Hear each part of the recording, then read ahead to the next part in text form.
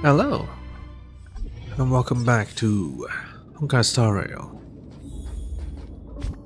Alright, beginning off with a daily mission. Then staying in the shadow. Woo a little. Woo boo. Alright, well I'm here anyway.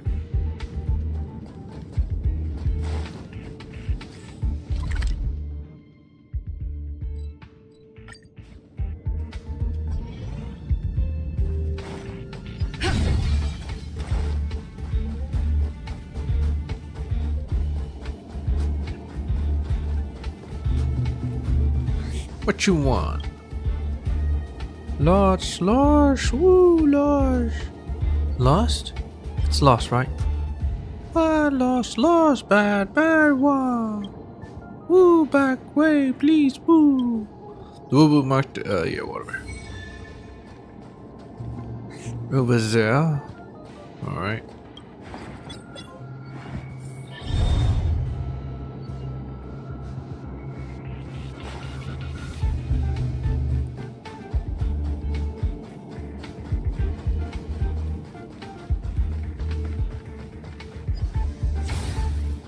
Hello. Here? Where? Woo? Where? Woo? Yes. Front, back, woo, right?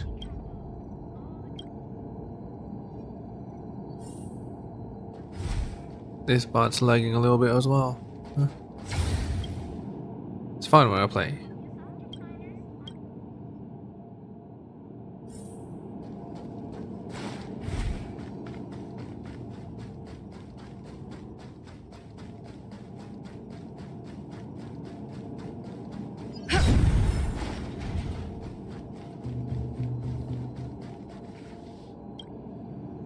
Oh, I'm back here, woo, together, unity, team building, woo. Thank you, woo. What you said is weird, but it looks happy. Everyone should have found their way home. Yes.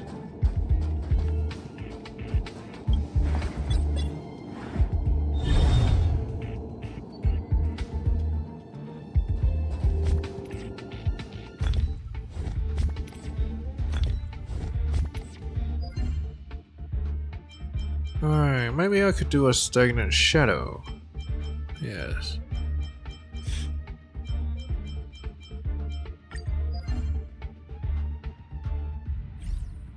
But should I?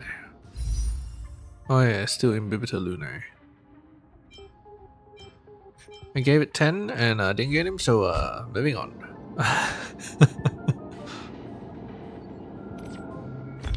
Damn it, every time.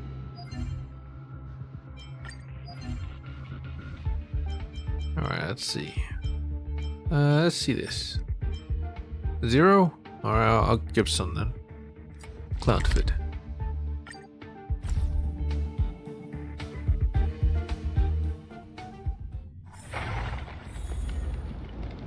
Alright. Fire, wind, and oh, I need a quantum. Easy.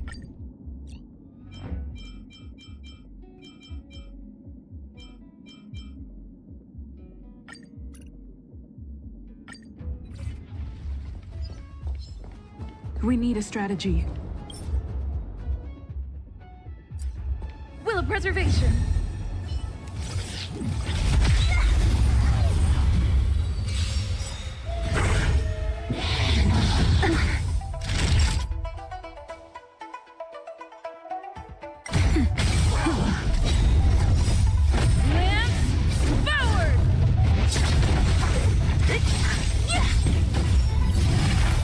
That does not count as killed.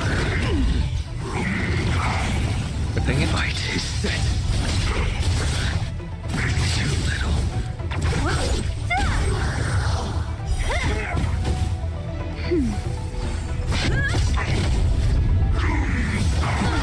Fail to set. Savor it for me. Oh, he broke it? She. That's better. Disappear among the sea of butterflies. Illusions of the past.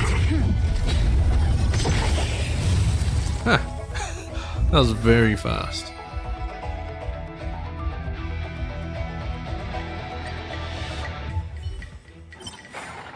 Reach the end of the story in your own way. Alright, sure. Is actually a competent Sally. So yeah.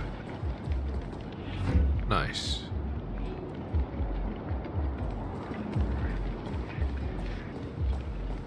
Well, anyway, the agenda today is not Swamp Disaster.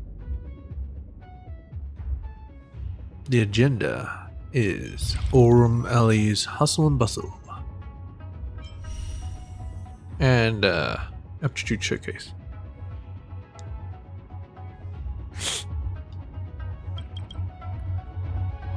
Start with these first.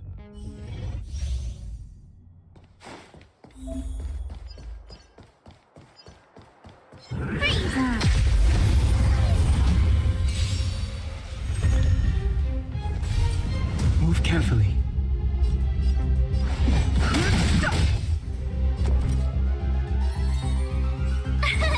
Here!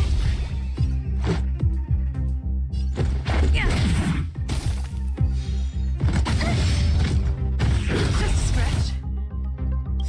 Rules are made to be broken.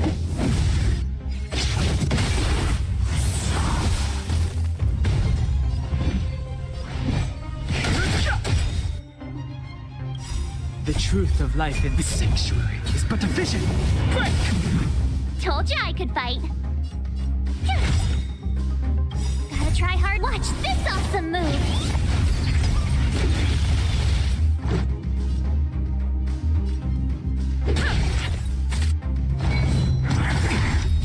You can't run.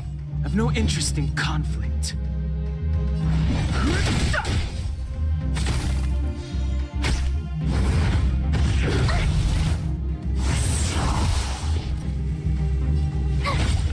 Let's make it quick. Fighting is meaningless.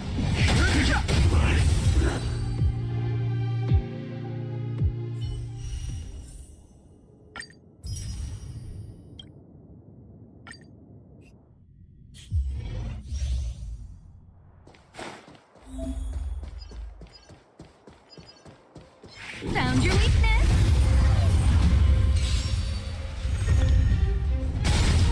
Scared yet? Who will it be? I've no interest in conflict.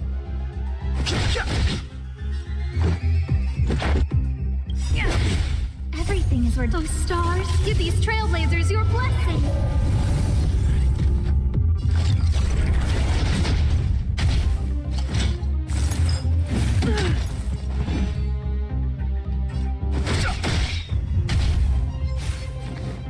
Just a scratch.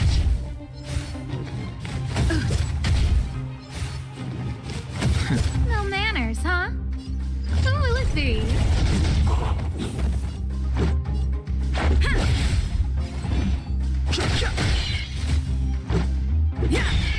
Fighting is meaningless. Scared yet?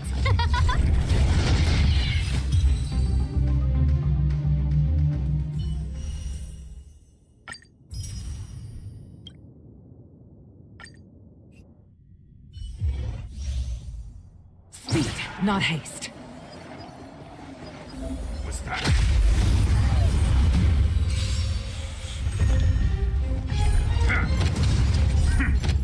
Stay the course. Too late to repent. This is our chance. The truth of life and death. The sanctuary is but a vision. Break!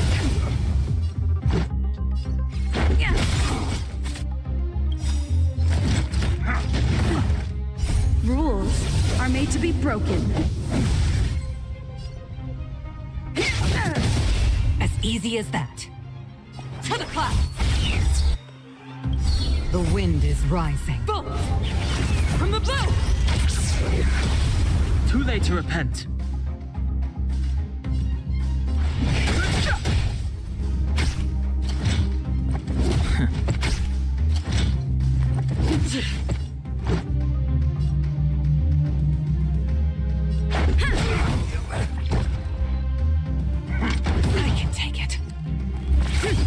no interest in conflict. Let's go.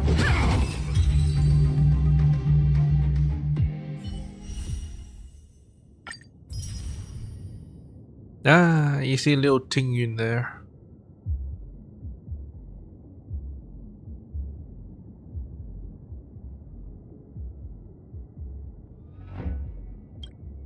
Very nice. What against the cloud song?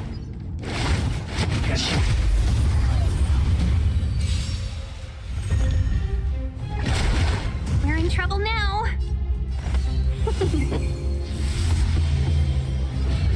Heaven surge. Break.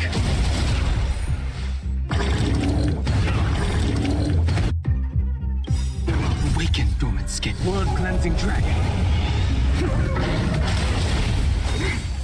Merciful Medicus. Time for a shot.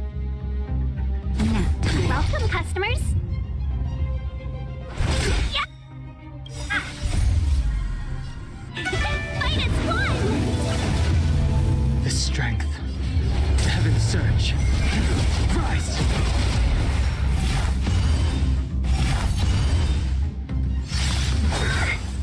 Secret of mistake.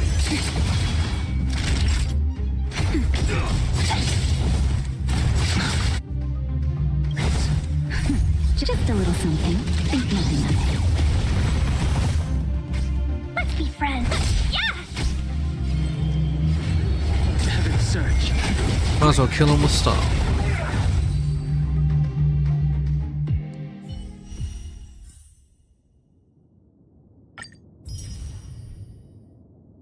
Very nice. Alright, moving on. What was I doing? Oh yeah, Orm Alley.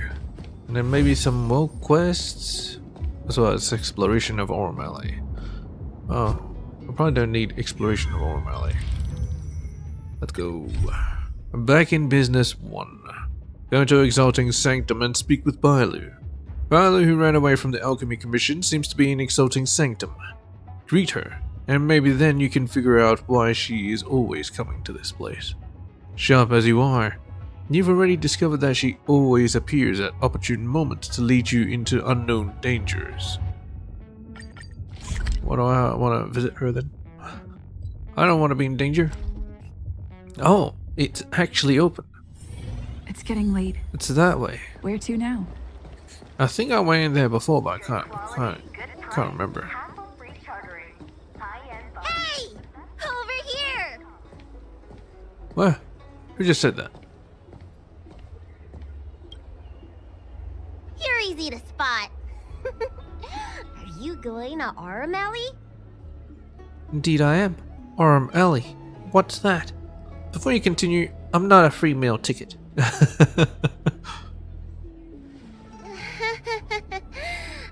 it that obvious?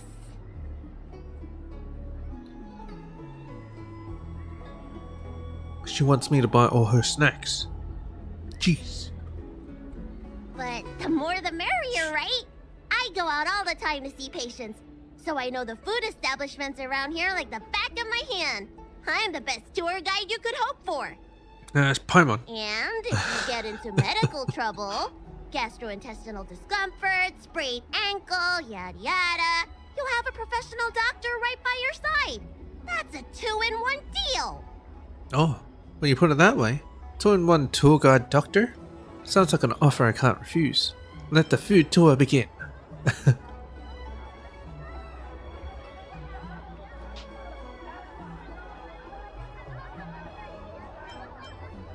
Yeah, it sounds like an offer I can't refuse. Yay!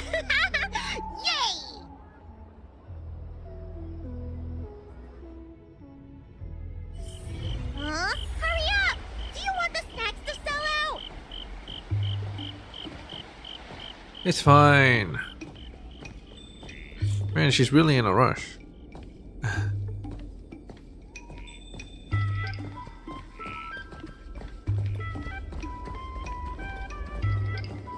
Oh, that's Starskip Haven, I believe.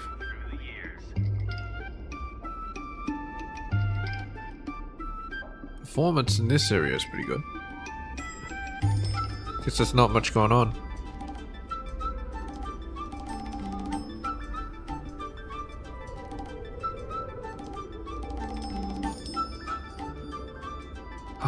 There's no people here playing Celestial Jade? My god, dead town. Dead.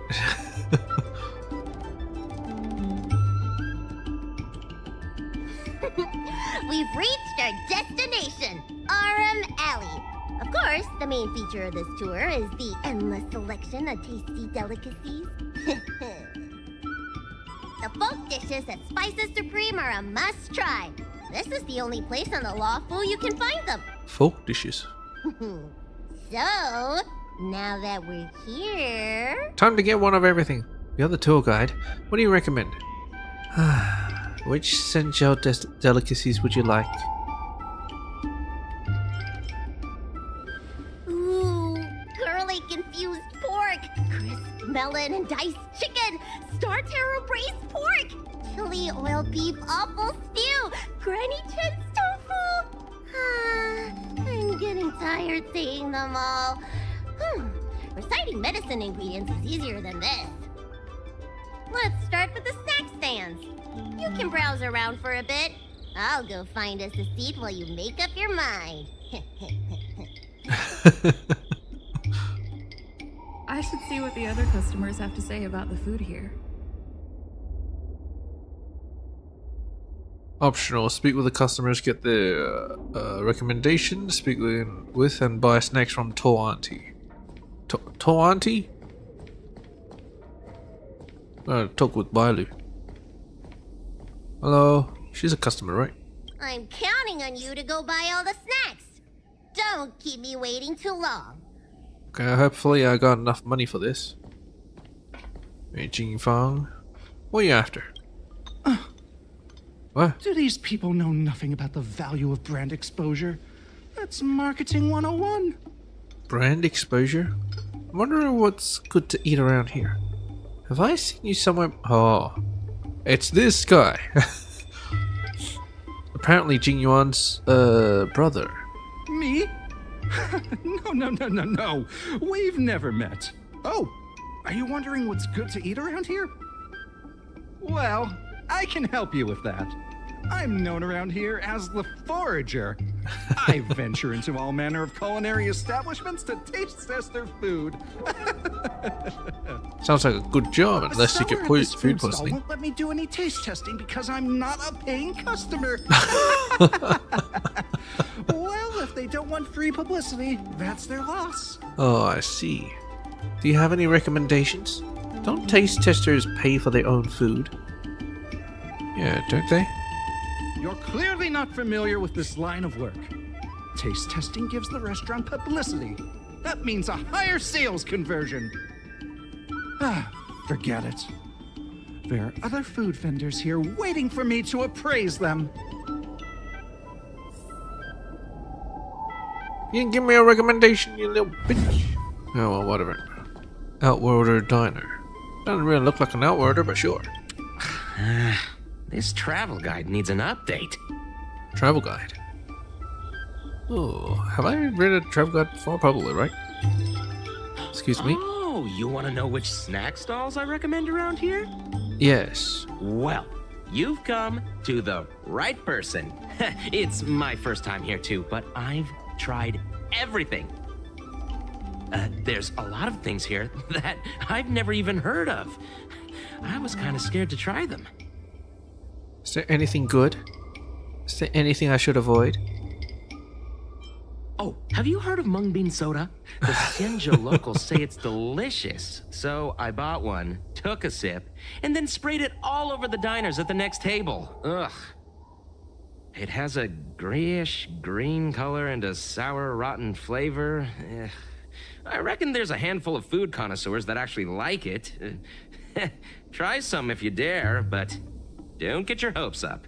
Oh, I actually do have mung bean soda. I bought some. Let's see. Food? Mung bean soda. It'll be in a can. Ah, here it is. Mung bean soda.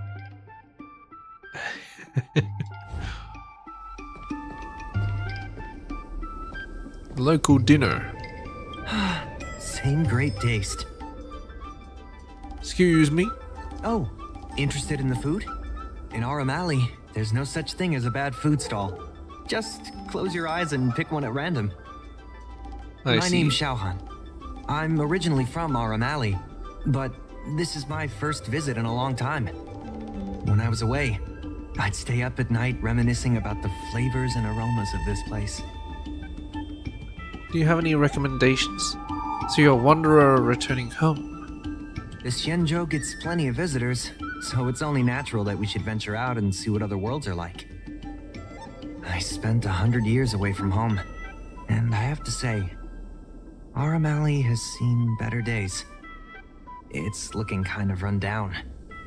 Really? The only thing that hasn't changed is the mung bean soda. Well, it's a little darker, I guess. I don't think it's that bad. Was this place more prosperous back then? Yeah. Maybe I'm just nostalgic. I had a good career going out on the other worlds, but I always missed the alley. In the end, I decided to come back. Now, I'm keen to do my part and make this place a little better. Oh, okay. Oh, courier package. 20. Oh, a visitor from afar. May I ask you a question? Do you like Aram Alley? No. It's my first time here, I can't say yet. Yes, the people here are very friendly. To be honest, not really. Yeah, it's a dead town, no people playing Celestial Jade. Psh. Oh, well, that's regrettable. I hope you don't mind me prattling on, but since you're an outworlder, are you familiar with the IPC? Do you know if it has a good reputation? Nah, pretty shit. It's been a great help to Pan Cosmic business. They're a cabal of predatory sharks. All I know is its findy ads are really annoying. Yeah, too many ads. And not enough sales. She. Findy. I've never heard of that before. Anyway, sounds like you know as much about them as I do. Well, I can't just leave you here empty-handed. Take a look at the menu, order whatever you want. What's she It's talking on the about? house. IPC, huh?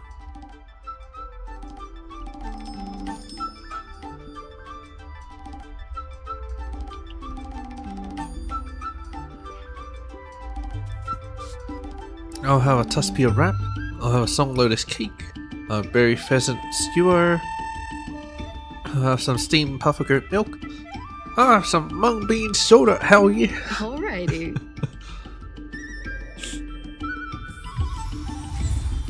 Another mung bean soda, bought for Bailu. Oh, it's a quest item.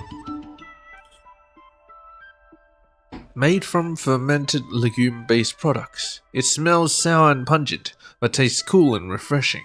If you can drink a big bottle of mung bean soda and remain calm, you'll definitely impress the gormandizers on the Luofu. Like mung beans? Like soda? Then what are you complaining about?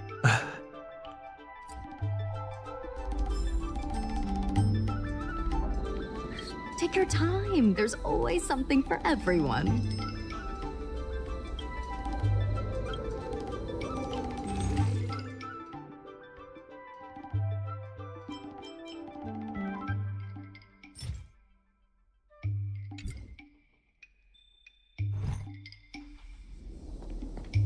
The Tuspia ropes actually do look pretty good. But hey, Bailu. Is there anything good? Hell yeah, take out the snack. The snack. Here you go. Mung bean soda? Is this some sort of prank? The foodies here all say it's a must try. I did that on purpose. Giggles proudly. Proudly? Proudly. Huh.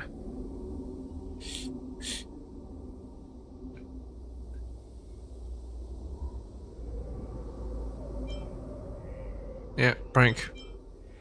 Okay, you drink it then. No thanks, I'm not really thirsty. Fine, how bad can it be anyway?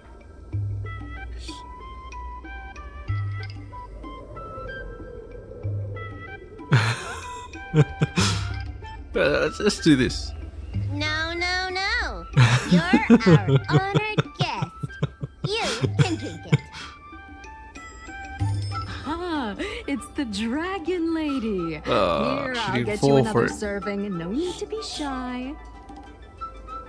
Wait, Auntie, I'm not thirsty, please. Thank you, Auntie. Amidst the bustling of the diners, time flies by before you even notice. When you return to your senses again, you find yourself immersed in the atmosphere of Orm Alley's bustling night market.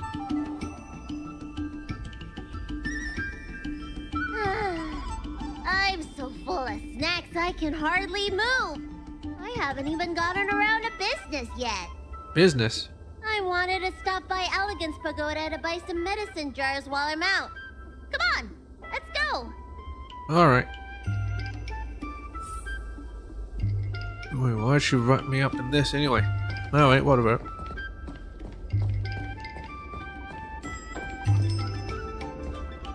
Oh, a yes. Looks good.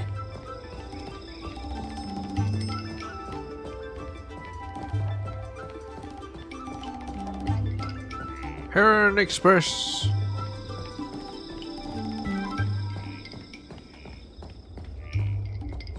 It's Pagoda here. Oh, there's a huge bunch of people over there.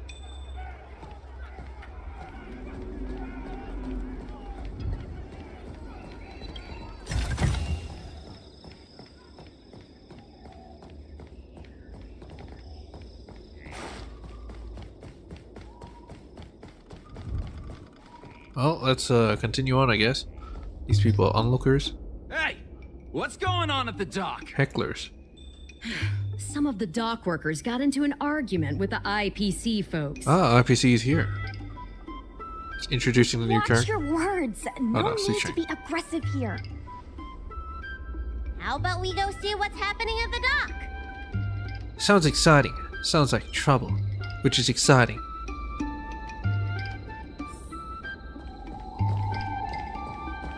When did you decide to show up, little Miss Feisty? How is this any of your business?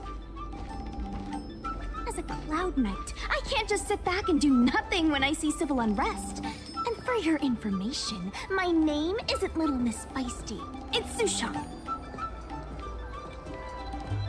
You can hear the sass in her voice. Looks good. I like it.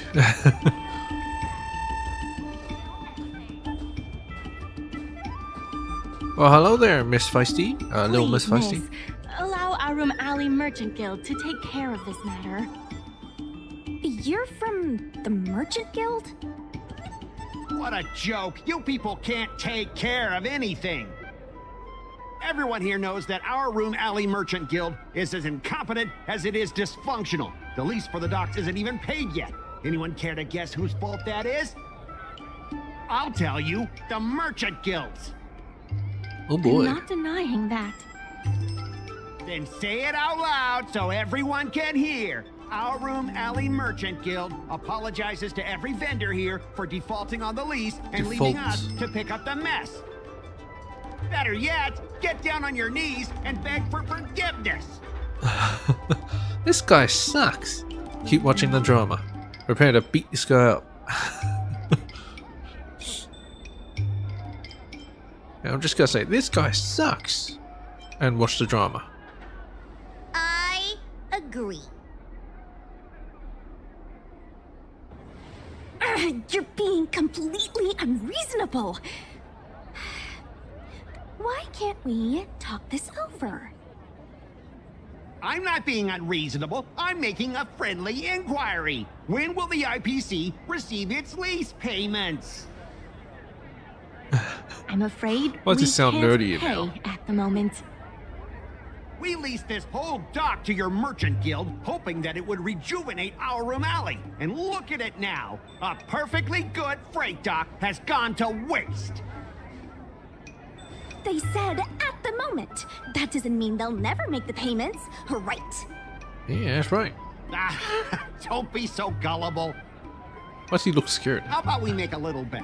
If the Merchant Guild can pay back the money it owes, I'll get down on my knees and apologize to all the people of our room alley. Okay, sounds like a great deal. I'll shout it loud and clear. I'm a raving idiot howling into the wind. And then I'll bark like a dog. How does that sound? Okay. And if they can't? They'll do it. Oh, that's simple. You apologize to me in front of all the people of our room alley, and you bark like a dog. Kind of interested to see that happen as well. This is so childish. Don't accept. Keep watching the drama. Take the bet.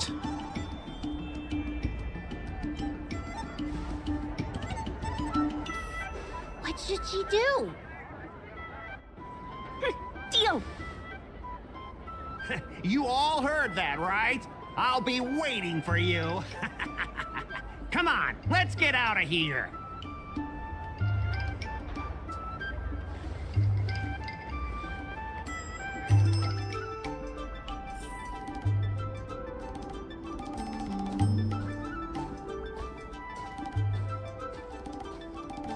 Hello.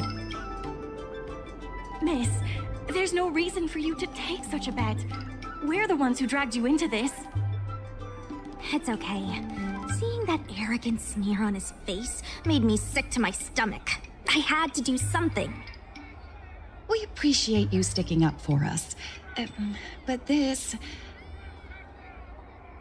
Standing up for what is right. Mad respect. Mad respect. You just got yourself into trouble. Merchant matters should be left to the Merchant Guild to handle. Yeah, mad respect. Now that I think about it, if I lose the bet, it'll reflect badly on the Cloud Knights. But you can't give in to bullies. My name is Ming-Shi. I'm the secretary of Arum Alley Merchant Guild. Most people just call me Miss Secretary. This leasing dispute is between the IPC and the Merchant Guild. You shouldn't have been dragged into it. I think it's a little late for that. If I knew it'd come to this, I wouldn't have gotten involved. It was me who accepted the bet. You're not involved at all. So, is it true Just that the involving Merchant myself. Guild can't pay back the lease? Miss Secretary, just tell it like it is. As things stand now, the Merchant Guild is in no position to pay back the lease. This dock was leased out to the Merchant Guild? Yes, the entire port.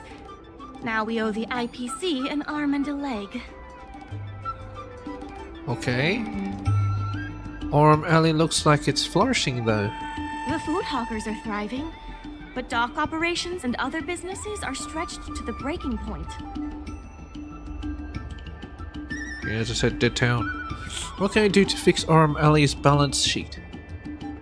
If we make the businesses more profitable, then maybe we have a chance of paying back the IPC. If we cut costs and tap into new revenue streams, we can turn things around. A lot of vendors in Arum Alley don't want anything to do with the dock, though, so it may be hard to find new sources of revenue. Well, where do they get their supplies from, huh? What about cutting costs? Cutting costs means reducing expenses. As you can see, the dock isn't even fully utilized, and the workers, well... Hey, don't get any funny ideas about laying people off. Miss Secretary is just helping us think of ideas. If you ask me, I think our ordering system is rather inefficient. I'm sure we could reduce our costs if we found a way to improve it. Can I give it a try? I don't think that would save much. It's better than doing nothing. You're smart. Why don't you give it a try? What? Couldn't hurt, I guess. When did you convince yourself I was smart? If I mess up, you'd have to wave bye to your snacks. Yeah, when did you convince yourself I was smart? Don't worry. The situation is already bad as it is, so it's no big deal if things don't pan out. You can be on this project as our consultant. Even the president hasn't been able to solve anything. Is this short lifer really up to the job? Short lifer? At this point, I guess we've got nothing to lose. Sounds kind of like an insult. Short lifer? Psh. Let's get started. Enough of that. Let me do it.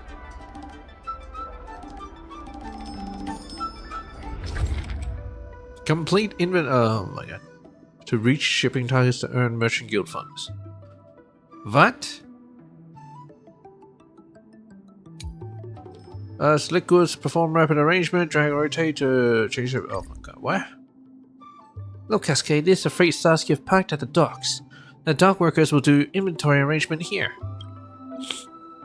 Miss Secretary said if we complete shipping targets through inventory arrangements, we can earn Merchant Guild funds. Most of the Merchant Guild's earnings come from the docks.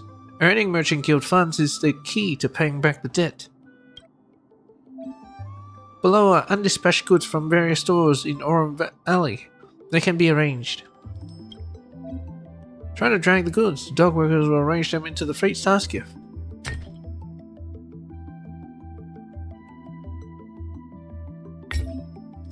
After arranging the goods, the profits will be calculated based on the goods' value. Press to swap views. This way, drag the goods to the freight Starskiff. Of course, you can also press the goods to perform rapid arrangement. Can move or rotate the goods by perform anyway to confirm placement. What the fuck, really? Complete general orders to receive shipping revenue.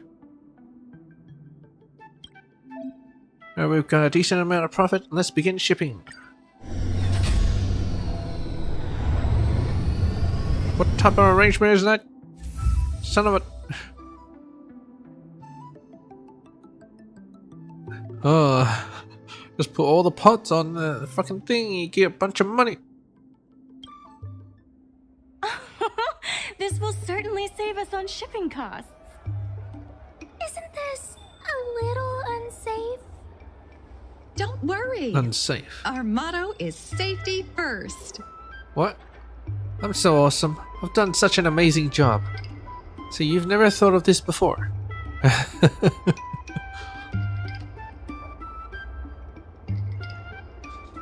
Should I stoke my ego? Yes. Jeez, don't get too full of yourself. No. Impressive. Yeah, praise me But, more. If you ask me, inventory efficiency isn't enough to save us. If the Heron Express doesn't deliver the goods, then they're just gonna sit around collecting dust. I see your point. If you have the time, could you accompany me to Heron Express's Arum Alley branch office? Of course. It's just... I'm better with brawn than brains. Looks like Orem Alley is counting on me again. Seems I could make a career out of this. Yes. Man, I actually kind of wish we could drive one of these Starskiffs. You show me a Starskiff, and you're saying I can't drive it? What the I guess I gotta offload all these cargo, and then I can access more places.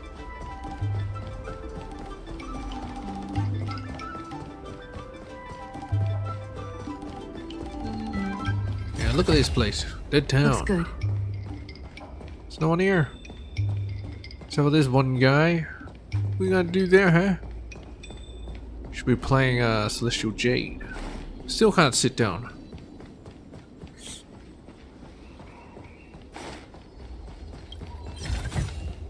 Looks good.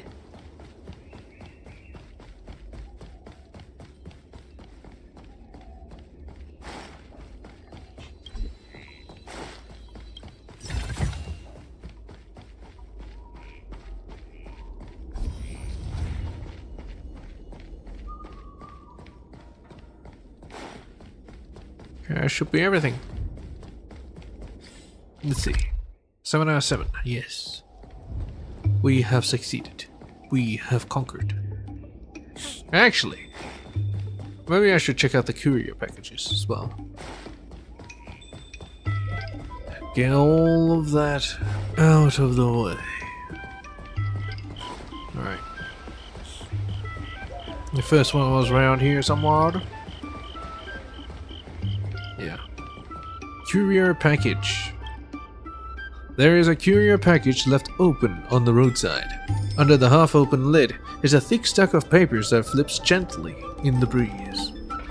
Check the package. Always check it. You lift the cover, reach into the package, and take out a large pile of manuscripts.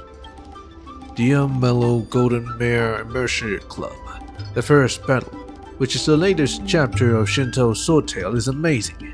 In my opinion, the war between the Borisin and the Alliance... Oh shit.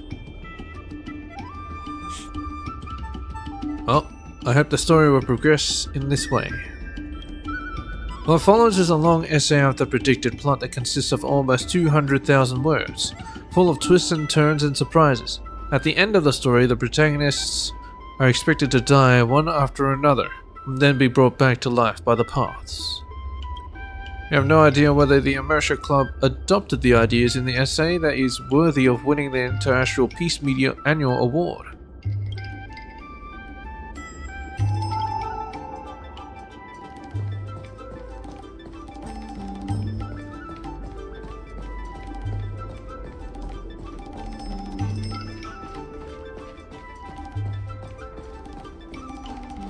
I guess they had like a different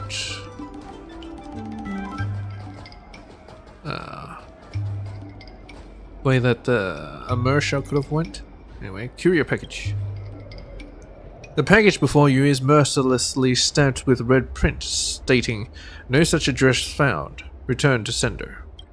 As a trailblazer filled with curiosity for all things, naturally you must open it up. The package's lid opens with a crack, and then a D-Team pokes its head out. Oh. Woof, it calls out to you. Unfortunately, you are not March 7th, and you can't understand what it is trying to tell you. As it opens its mouth to bark again, you see a note fall. Read the note. Every time Riceball barked at me after you and I broke up, it just reminds me of how you used to yell at me as well. These memories have left me in deep pain. So I am returning this thing to you. This thing that you bought with a loan that is to be paid over 3,000 repayments. I hope you'll take responsibility and look after it for the rest of its life. Also, I would like you to return all the jade abacus and clothes I bought for you for every anniversary and holiday over our years together. If you won't return them, then please pay 31,520 strials to my bank account. There are also fees for meals, rent, Starsgift maintenance, and mental counseling. You are stunned to see so many figures written on a single piece of paper. You run your hand around the inside of the box to find another note. Enough, I don't want to see any more of this cringy romance drama. Keep reading. Firstly, let's get this straight. It was you who kept telling me to take out a loan to buy a rice bowl. Secondly, just give up. You think I don't know what kind of games you're playing? You want to give this to me so it can remind me of you, don't you? You think my heart will skip a beat when I see this doll, and I'll come running back to you? You think seeing all your bills will keep me up at night, racked with guilt, right? We've been fighting, arguing, ignoring each other, and reconciling just to fight again for over 10,000 days and nights now. This little drama has gone on too long. I'm tired. I'm done. I've had it. Perhaps you'll go on to say that all of this is my self-indulgent imagination. But then I'd like to ask you one thing. Why do you know my current address? It's as if you're trapped between a pair of lovers. paralyzed in shock as you hear them reel off the many things they have done to annoy each other, no matter how trivial these actions may be. You rummage through the box again and, unbelievable, inconceivable, there's another note that's been crumpled into a ball in the corner. How many notes are there? Love is transient, but dogs are humanity's best friend. Yes, but I want to read it. Wow, you're really into such petty gossip? This lost third note is actually not another list of heartbroken accusations. It is a D-Ting warranty card. Sorry, I know you're disappointed. Artistry hardware can repair a D-Ting, but we will never be able to repair a broken relationship. Either way, in your spirited quest for knowledge, you've lost some precious few minutes of your life to learn a vivid lesson in intimate relationships. You decide to send the little dog over to the Realm Keeping Commission. They'll find a fitting home for this DT. Praise of high morals. For reading some romance drama? You see a note blatantly scrawled on the package that reads, Sender, Blue Rose, Recipient, Red Peach. You suddenly feel a jolt of alarm, I guess. Both the sender and recipient's names fit the format of notorious disciples of Sanctus Medicus. So, as an old friend of the people of Shenzhou, what are you supposed to do when faced with such a dangerous package? The matter at hand is grave. Time to tear it open immediately. It's nothing to do with me. Time to skedaddle. Call the police. What else is there to do?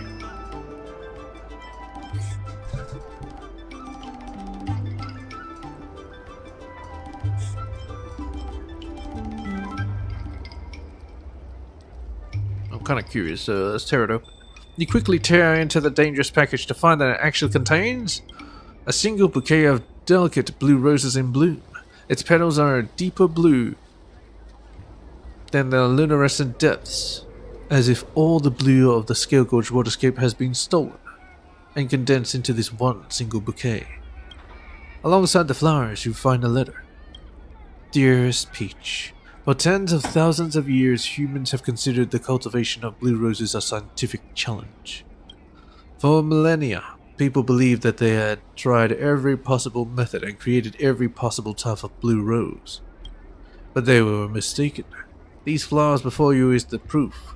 I spent 300 years of my life to search for a new method that has not been discovered over these tens of thousands of years, and created this blue rose just for you, my love. That's the end of the letter. Oops, my bad. They must have hidden contraband in the flowers. Yes. It's just a cover. Gotta get into it. Please submit. Yes. Just as expected from the old foe of the disciples of Sanctus Medicus, you see through their facades with ease. You reach into the package and begin tearing through the content. Quickly, the blue flowers transform into dead petals. Oh no. Inside, your fingers grasp a strange flower bud. Every flower in this bouquet is in full bloom, but this stalk alone only holds a bud. You squeeze the bud open and notice a tiny pellet concealed inside. Longevity pill of cruelty. What? What was that? What's that? What is that?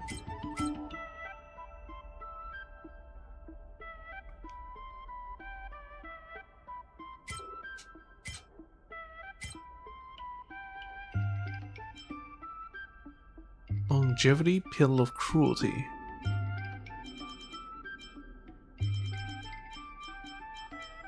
What did I just get?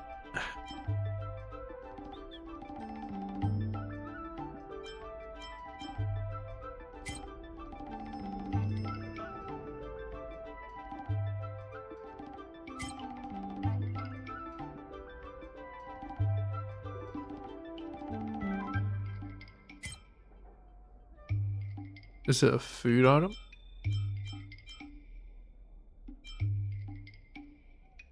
Oh yeah, here it is.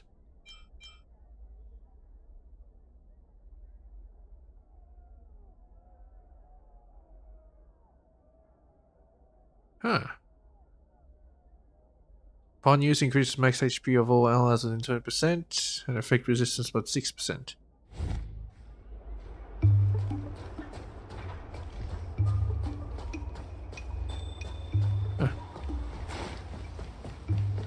Oh, we got more. A few boxes lay in a messy formation on the ground before you.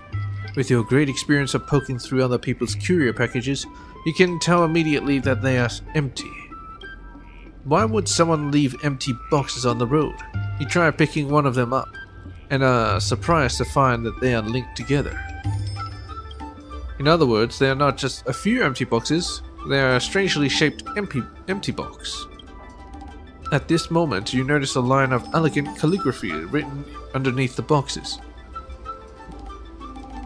Biennial Exhibition of Contemporary Lawful Art. Delivery Dragon. Wait, Delivery Dragon. So this is an art installation. That was close. You could have made a huge mess. Maybe you should get out of here. How come I can't tell this is meant to be a dragon?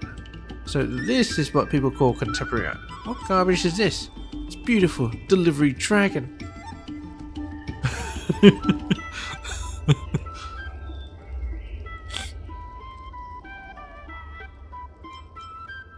That's right. Just looking at it would make one feel its extraordinary artistic expression. The delivery boxes are an expression of modern life, whereas the dragon is a representation of our traditional values. Perhaps Delivery Dragon cannot give us any answers, but it poses a powerful question. What could be created when modern life collides with traditional values? Either way, best to move away from here. These modern art pieces go for ridiculous prices. If you accidentally break it, even selling pom-pom won't cover it.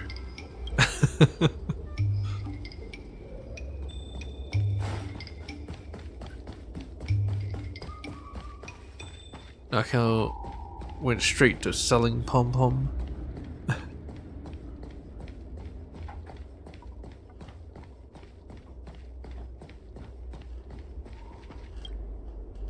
An open package lies on the ground before you. You want to see who has left it behind, but there is no receipt on it. You find a note where the receipt should be attached, stating, "This is the unsolved mystery of Aurum Alley. The Midnight Mystery Boxes." These seemingly normal and unassuming cardboard boxes have actually been around for longer than the Aurum Alley itself. No one knows who created them or where they came from. All we know is that even if they are stolen or destroyed, they will reappear intact here at midnight the next day. What's more, those that moved or damaged the boxes will all meet their doom. Oh.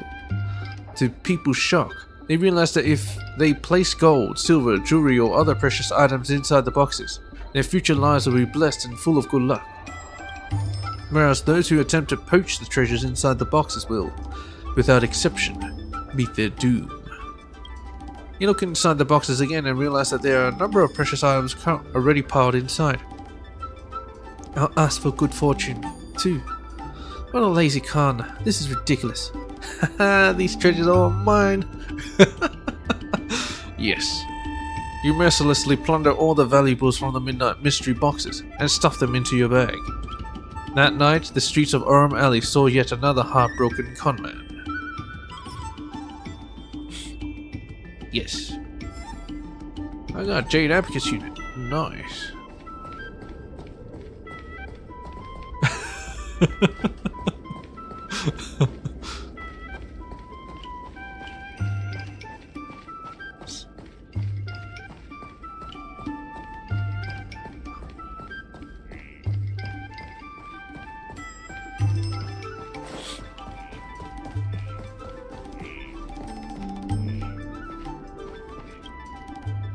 There are 3 delivery boxes piled in the corner. As you are a good person, you decide to take a look at where they are from and where they are going. Well, a good person, specifically a good person, will do that. As you approach, you realize that these boxes are not actually courier parcels. There is a note on them that reads, "Items for the Faith Mass Theory Experiment," in large letters. Faith Mass Theory? What? You vaguely remember the concept of the faith mass theory. You believe it was Dan Hung who taught you about it. Put simply, it states that items filled with the reverence and faith of humanity will subconsciously feel heavier. Many scholars believe that this is not only a psychological effect, but actually evidence that the mind can influence the physical world. This research is currently an extremely popular scientific discipline, and scholars in this area receive generous grants year after year. The 3 boxes in front of you read Iron Block 1 kilo, Iron Block 1 kilo, and Rainbow's Relic 1 kilo. According to the faith mass theory, even if the 3 items are of the same mass, Chantel citizens would perceive the Rainbow's Relic to be significantly heavier. Really? Let me try. So superstition, I'm not interested. No, I'm interested. You pick up the 3 boxes in turn, comparing their weight. The box with Rainbow's Relic written on it is far heavier than expected. That's a much larger weight difference than you anticipated from a deviation caused by subjective perception. If the signs on the crates are correct, the 3 items should all weigh 1 kilo each, thus it really is faith that caused the relics to have a heavier weight. If the sign is wrong, have a look inside the boxes. Boring, there's no superstition. Yeah, let's take a look. You open the 2 boxes with the Iron Block 1 kilo written on them. Inside each you find a regular iron block. Then you open a box marked with Rainbow's Relic 1 kilo. You find the box is completely empty except for a single note.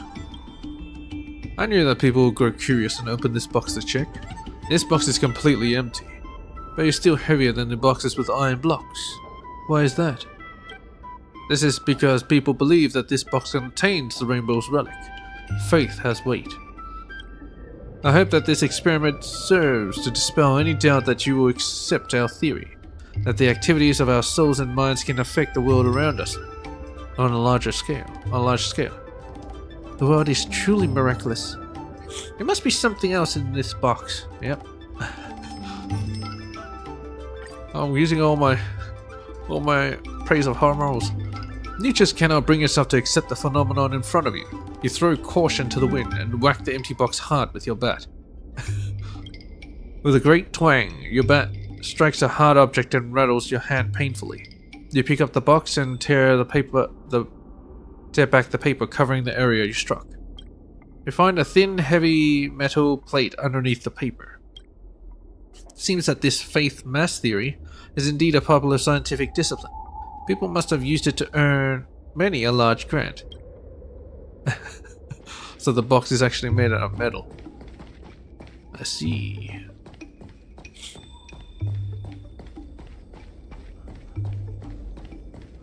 Very smart, very good, very good. I enjoyed that.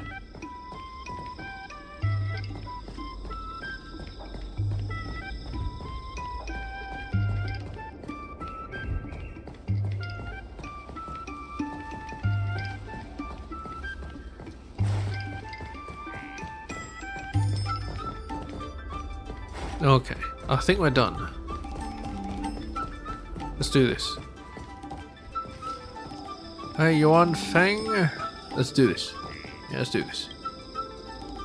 Mr. Yongfeng? Yongfeng? Why, it's Miss Secretary. And who do we have here? I'm Sushang of the Cloud Knights. I think you already know the little girl with horns on her head. And this is... the Galactic Batter. I am the savior of Aurum Alley. Doesn't matter who I am. No, it does. I am your god. Good to meet you all. Miss Secretary, I heard you made a bet with the IPC. And if you lose, you have to bark like a dog? The word got out pretty quickly, huh? Those Outworlders from the IPC are the worst. How did you get bogged down with them?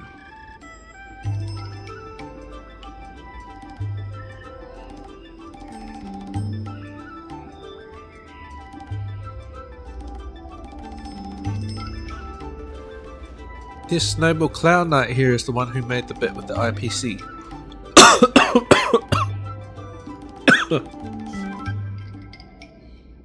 Oh. You didn't ask what would happen if we win. Yeah. Right. And if the Merchant Guild pay back what they owe, the only one barking will be that IPC stooge.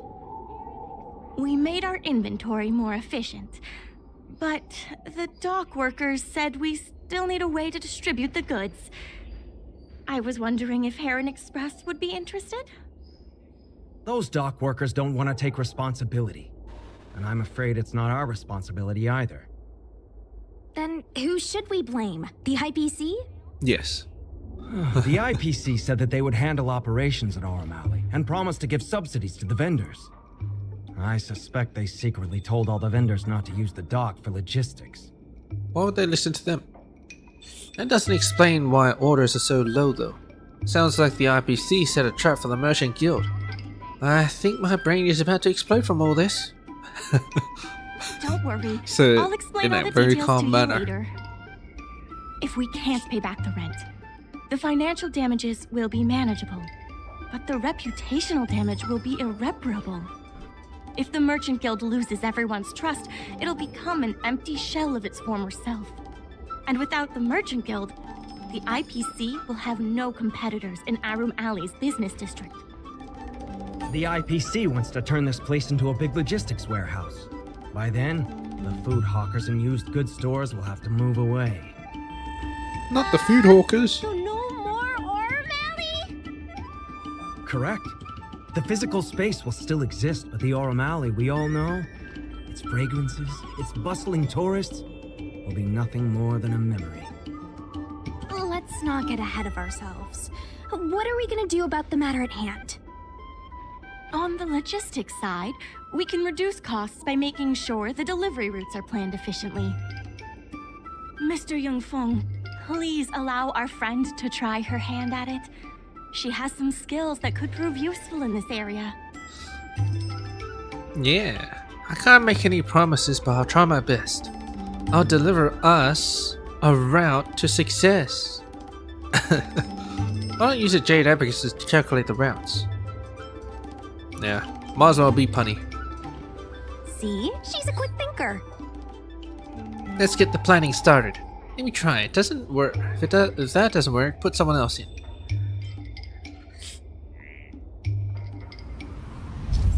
What's going on? Plan a route. Okay. Start from a sword to the end of the route and hold and drag to form a... Wait, what? Oh, well, whatever. Shorter the route, the better. It's Aurum Alley's bird eye view map, supplied by Heron Express. It can be used to plan this logistics routes. This is the Aurum Alley dock area. We just finished arranging the inventory here. This is Heron Express, where a new batch of goods needs to go to the docks. Finish planning the route from the store to the docks, and the docks will require new goods.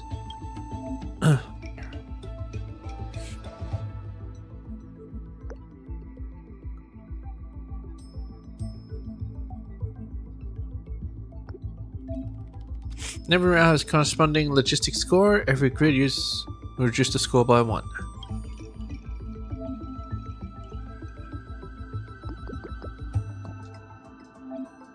Press down, drag the route to adjust how long you want the route to be.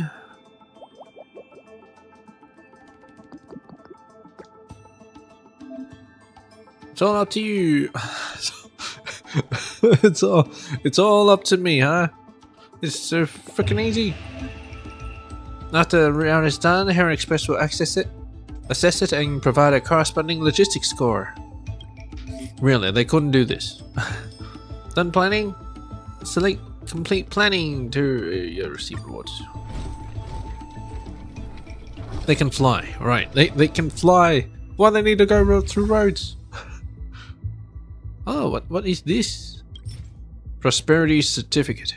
A certificate of Aurum Alley's economic prosperity. You can be used to obtain benefits from the Merchant Guild. May Aurum Alley rise once more. Every time the president says that, it means we've got some unpaid overtime coming our way. Unpaid overtime, good night. With these routes in place, logistics costs will be reduced significantly. I knew it! You're the heroes who can help us revitalize Aurum Alley. Now can you tell us what really happened to Aurum Alley?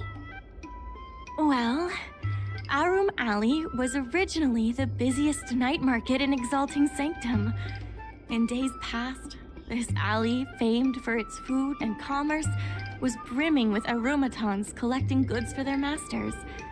But that prosperity has long since passed. Restrictions were placed on civilian aromatons, and new commercial centers began to spring up. It was like being on a gentle downhill slope. Everyone knew things were changing, but no one thought it was serious. When the Lawfu was moored for maintenance and trade with the IPC increased, a new threat emerged for the Merchant Guild. The IPC's announcement of a bid for the development of Arum Alley. Their promises were visible, tangible, and extremely aggressive. When the gentle downhill slope suddenly became the edge of a cliff, no one could pretend to ignore it anymore. Both the Merchant Guild and Arum Alley itself were in jeopardy.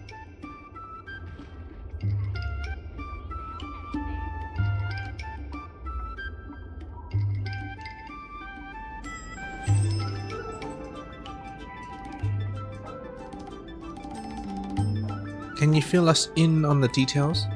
The contract for operating Arum Alley's business district is about to expire, and the IPC's regional director has seen an opportunity.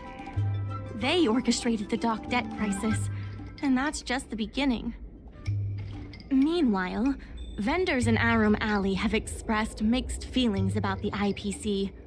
Some see it as a crouching tiger with malicious intentions, while others see the IPC's promise of high profits as a chance to turn things around. I see, that's why now the tall chill auntie is setting asked. in. Everyone is worried that Arum Alley is going to disappear. The Merchant Guild has to do something to help the merchants here. I get the gist of it. Therefore, on behalf of the Merchant Guild, I would like to formally extend an invitation to you all to serve as business advisors in the plan to save Arum Alley. Leave it to me. I'm sure I can be of some use. How favorable is the compensation for this position? Sorry, but I'm not a business strategist. Yeah, how favorable is this? How much do I get? The Merchant Guild is tight on funds, but we'll be sure to make it worth your time. Maybe I should be working for the IPC. Why don't you talk it over with everyone first?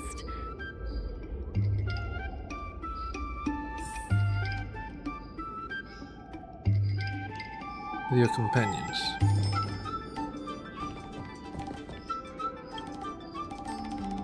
Yuanfeng gazes at Arum Alley anxiously. Seems like he's actually more meticulous than he appears.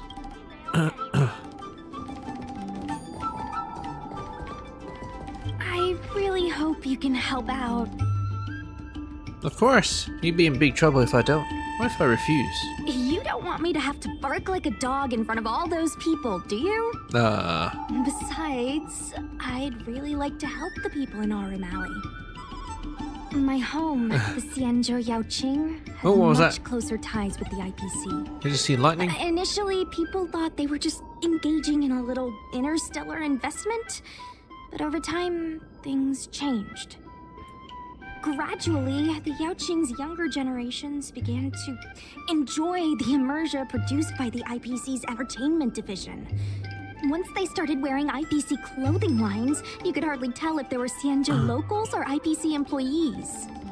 Oh boy. After their coming-of-age ceremonies, a lot of them aspired to join the IPC. To make it big, the architecture across the whole delve began to change. The graceful flying eaves I saw as a child became fewer and fewer, and the glazed tiles and fallow earth bricks gradually disappeared. Sleek, monolithic IPC buildings started sprouting up everywhere. Wait a minute, it's sounding a bit too Many of real. the Yaoqing locals older than 500, like my mother, will say the Yaoqing has changed. But they're not sure whether this change is leading to a better future, or if it's allowing short-life species to dictate their way of life. It's making everyone anxious. So IPC symbolizes modernism. Wait, what? I saw Mingxi being confronted by IPC. I felt the same uneasiness. I sounds longer than that stooge, but somehow she is still at a loss for how to deal with it. Why is this not voiced? Or maybe it was. If Our opponents were martial arts types. I could hold my own against them. But Arum Alley's problems aren't something we can fight off with a sword. I want to help the Merchant Guild. I want to help everyone at Arum Alley. Please, help me help them. Yeah, I see this like they talk about traditional values and like a city modernizing, having skyscrapers and stuff, and they're forgetting about their original culture. I see it. And it does happen. Of course, you need to progress. You need to modernize, even futurize. But you can't really forget where you came from, right? So you're gonna have to find a blend that'll suit both, so you do not lose sight of yourself. But anyway, Malu, what's your opinion? I only came here for the food. I didn't expect to get tangled up in all this dock leasing stuff. Well, if you don't help, If you're then, willing to give it a shot, maybe Arum Alley doesn't have to disappear. yeah, and snacks won't go bye-bye. Wait a sec, you haven't contributed anything so far. You just worried all your favorite food stands are gonna disappear, so you can count on me. Yeah, what have you done? That's not true. I'm doing something right now. Persuading you to help us. An admirable contribution. I only came here for the food still. No. Same stuff, huh? Hey, Mingxi. What do you think? Will you become a business advisor for Arum Alley? That's a fat no. After much consideration, we're still not up to it. Fine, yes, I'll do it. Great. I still haven't discussed any of this with the president. Let's go pay them a visit. The president? Who's the president? Oh, well, what the hell is this? New goods have arrived and wait shipping. Okay. To the president. Head to the Oldies Depot and obtain approval from the Merchant Guild president. Is the president? Hello, Lian Yan. Miss Lian Yan, please tell the president that I have someone who can help us with the leasing situation at the dock, and also bring Arum Alley back to its former glory.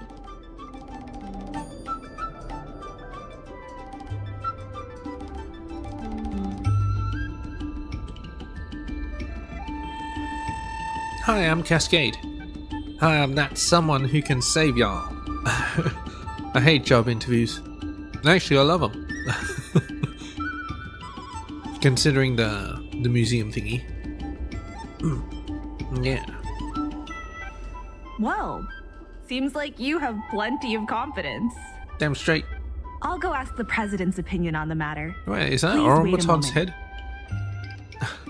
Just chilling there, Lian Yan approaches the store doorway and quietly conveys something to the one within. No one hears what she said to the president. Okay. The president trusts Miss Secretary's judgment, but the applicant still needs to pass a test. You must integrate Oldies Depot into the logistics plan. I'ma flex my skills for you real quick. Don't get your hopes up too high. Yeah, I'ma flex. Who the hell wrote this? Plan around. Yep. Round advantages to increase the order. This time, Aldi's Depot has some goods that needs to be transported to the docks. As we establish collaborations with more stores, we need to simultaneously plan multiple logistic routes. Oh, rare advantages have seemed to have appeared in the courier net. Please press to see its effects. Boom. If passed through here, the route score increased by 5. The courier Cycrane has mastered the art of flying. This particular route advantage can increase logistics scores. There's no harm in trying. Let's link Aldi's Depot into this route advantage.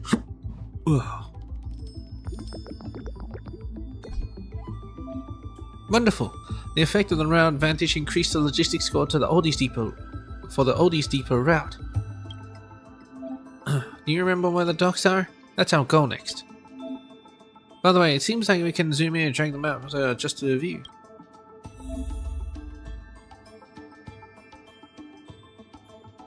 What this?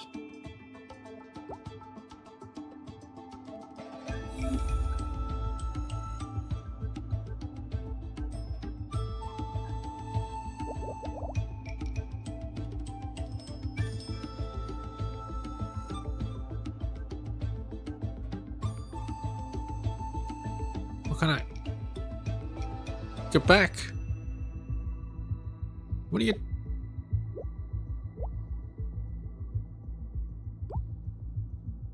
Top-notch logistic company on the Shenzhou Law Food, providing secure and swift services worthy of trust.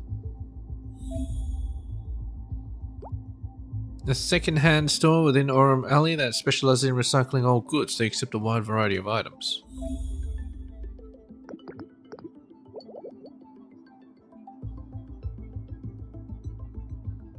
Oh wait, get. Oh, okay, fine.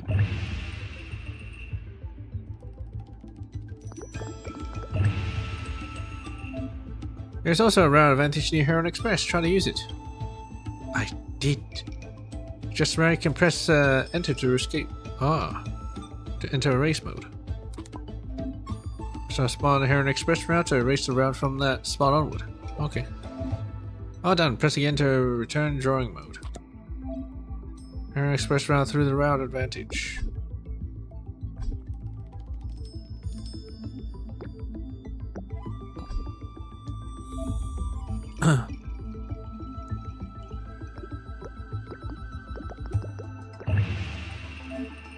Awesome, the route planning for the two stores collectively raised the logistics score. Press complete planning, yeah, whatever.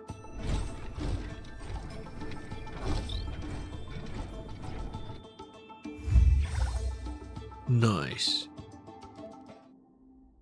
The president acknowledges your expertise and agrees to confer management responsibilities accordingly. Aurum Alley Merchant Guild would like to issue a formal request.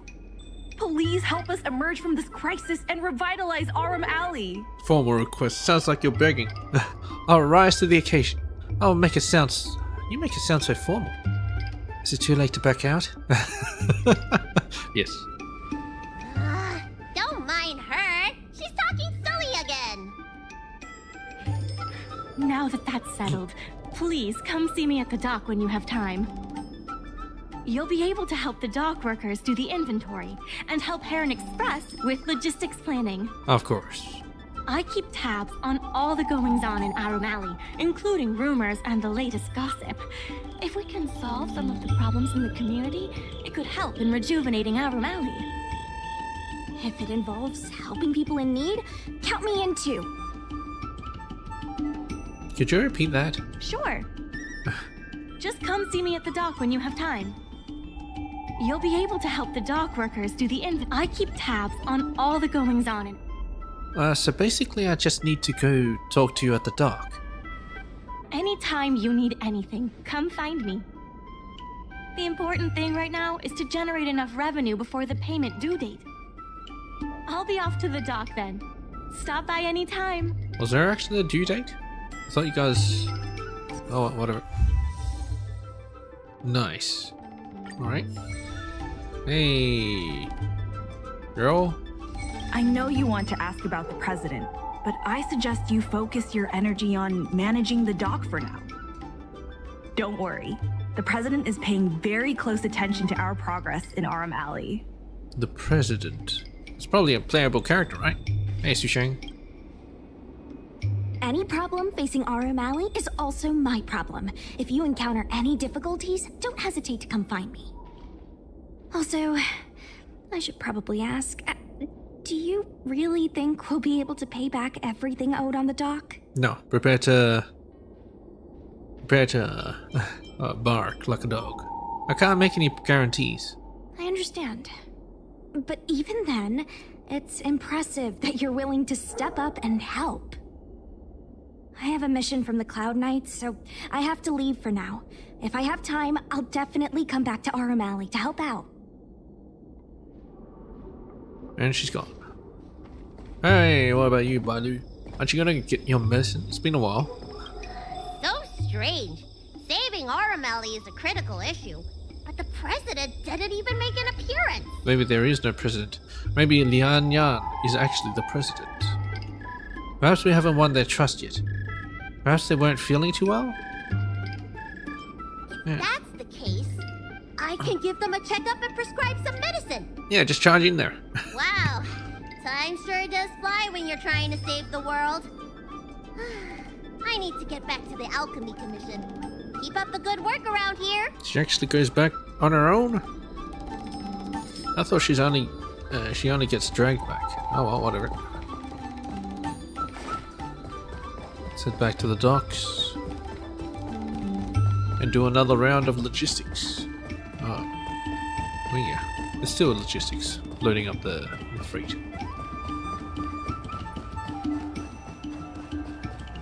Hello, Mingxi. Now that you're here, let's get started on the dock-related work. Take care of the affairs in Aurum Alley. Can I have a casual chat with you? Sure, but if I'm not as erudite as the president... Well, I'm not as erudite as the president. And if you don't mind... You are popular in Aurum Alley, right? Yeah, I guess so. Thanks to the kind merchants in the alley. Being a secretary means dealing with a wide variety of people, and we've become acquainted over time. According to the president, it's easy to be sincere with someone once, but it's hard to be sincere all the time. As you see, everyone has been nice to me. Perhaps this is the result of my sincerity. What do you think of the International Peace Corporation? Well, I can be frank with you, but please keep my words a secret from my colleagues. In their eyes, IPC is no different than a ruthless beast that leaves only devastation in its wake in the business world. However, as a customer who uses IPC products every day and knows about its origins, I don't think my colleagues' claims really make sense. I don't think words that are used to describe people, such as treacherous or courageous, can be used to describe a corporation. Obviously, a corporation is not a living being, nor does it have only one face. It's something more complicated. It's not a ruthless beast or a righteous person, if you know what I mean.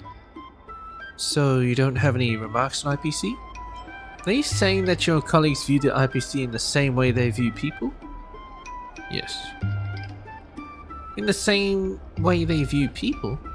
Yeah, in a sense, that's what they've been doing. And whenever they talk about the IPC, they do it in a way as if it were Dongfang, Qixing, or Louis Fleming. But in fact, the IPC plays different roles when it comes to advertising, procurement, and debt collection. So I think it's biased to evaluate a corporation based solely on its representatives. Well, guess what? Everyone does that. Everyone.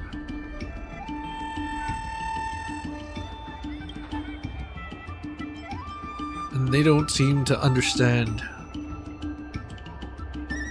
the difference here. You're not standing here all the time, are you? You know why I'm standing here. I'm standing here so that you can find me at any time. I'm supposed to sit in my office dealing with business work, but I don't remember how long I've been standing here without a chance to sit down. My colleagues in Aurum Alley often come to me and bring me snacks, and they are tasty. I hope they haven't taken the chair out of my office. Now if you excuse me. Yeah, sure. Got some work to do too. Feel free to come to me if you have any questions. So she's only standing here so I can find her. But if she told me where her office is, maybe I could go to her office and she could be there. Okay, whatever. There's still more work to do on the Aurum Alley revival project. Let's give it our all. Let's take care of the affairs. What the hell? This is the Merchant Guild's funding goal. The Aurum Alley's revival requires earning funds to achieve. The current funds... Still quite away from the goal. Inventory management. New order. Alright. Specific orders. Placement slots. Yep. Since we established collaboration with stores, The docks have received new general orders. Complete these general orders to earn Merchant Guild funds. Goods are classified as large goods or small goods.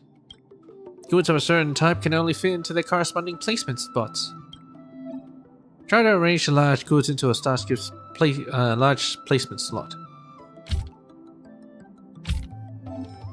Let's try small goods on their corresponding small placement spots. Wait, what? You put it on top. I expected no less from you. Now please complete the rest of the request to reach the shipping target. Ali is counting on you. Alright.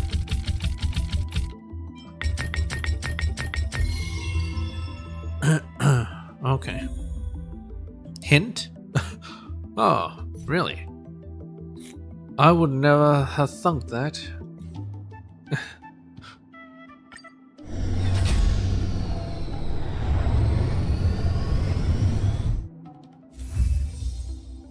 Oh, wow, would you look at that?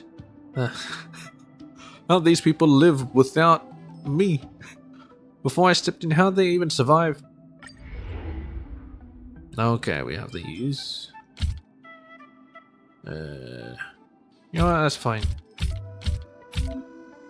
Utilize space wisely and conduct multiple layers of inventory management to complete shipping targets. Okay.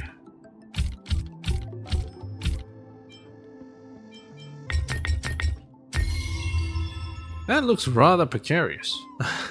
But whatever.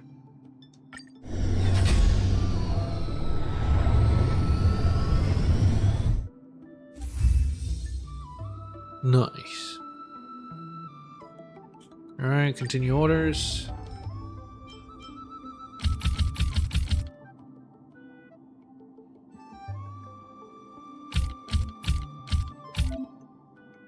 Utilize space wisely, yep.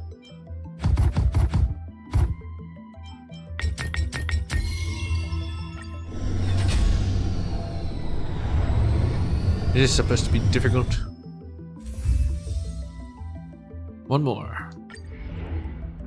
Okay, start with a big old one. Then let's go with these.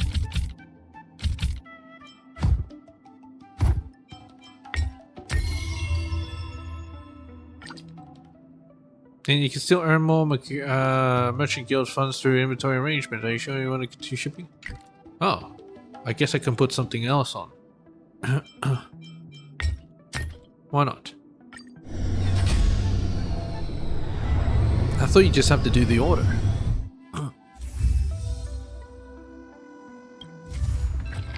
Merchant event food store. To auntie of the food store is worried that her frequent visitors are not being properly taken care of. Well, she's meant to be selling the food, so it's her fault. In order to revitalize Aurum Alley, the Merchant Guild aims to fully utilize the dock's logistics capacity and establish close collaborations with the stores in the alley. The guild has sent you to persuade Toanti, who sells snacks, to establish a partnership with the guild. However, Toanti has encountered some troubles at the moment.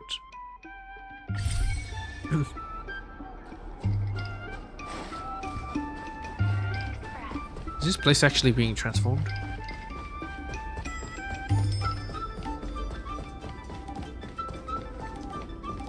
Hello, Toanti. Take your time. There's always something for everyone. What happened? Oh, you're finally here, customer. I met a warm-hearted Cloud Knight lady not long ago. She's your friend, right? Yeah, and she's super nice. Oh, you must mean Sushan. Yeah. Yeah, she and Miss Secretary of the Merchant Guild came by a while ago. Can I ask you for a favor? I'm thinking of playing some storytelling shows in my store, but I don't know any of the performers. Would you please go to their live show and record a few pieces for me? Do you want to become a storyteller yourself? I don't know them well either.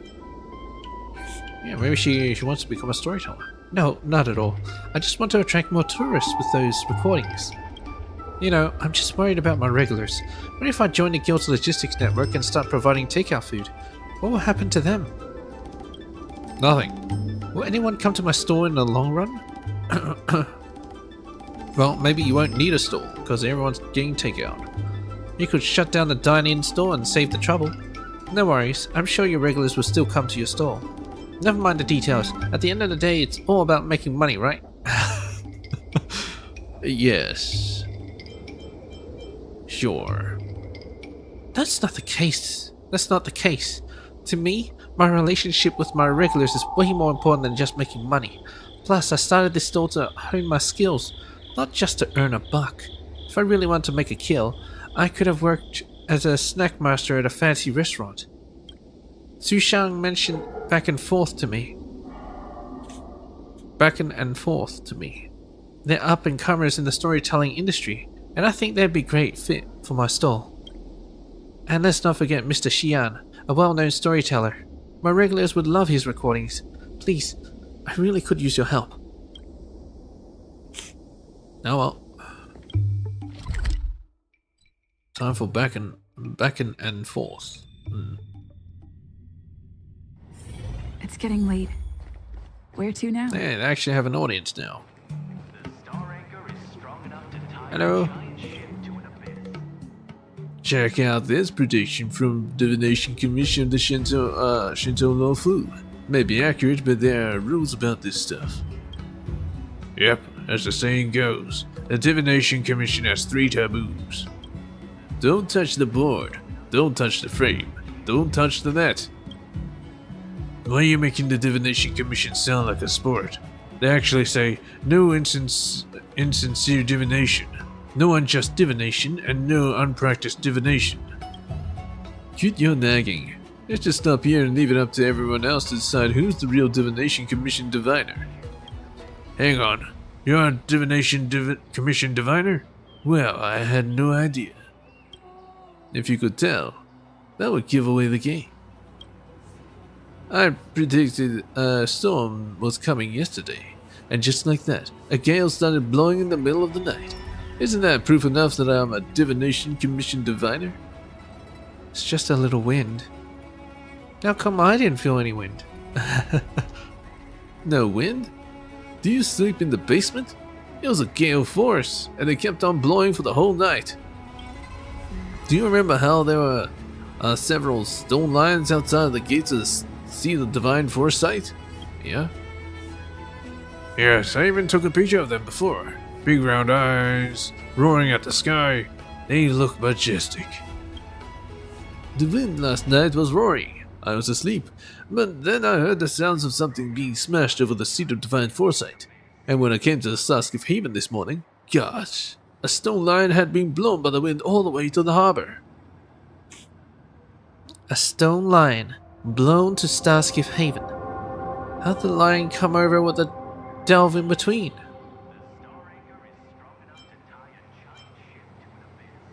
There were gale force winds yesterday, yes? That Starskiff was also blown away, and this stone lion was carried here by the skiff.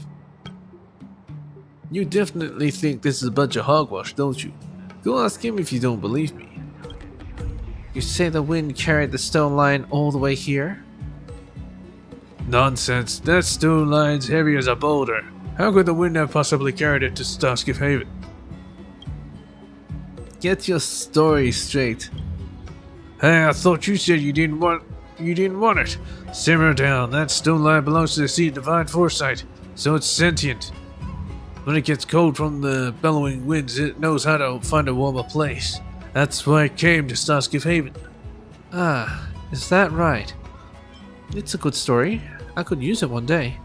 And where is this huge lion now? The wind has stopped, hasn't it? So it went back to the Sea of Divine Foresight to do its job. Thanks for coming to join us. My name's Backen, and he's Fourth. We come to the harbor here to practice our cross-door comedy. Are you looking for something from us? Or do you want us to do another skit for you?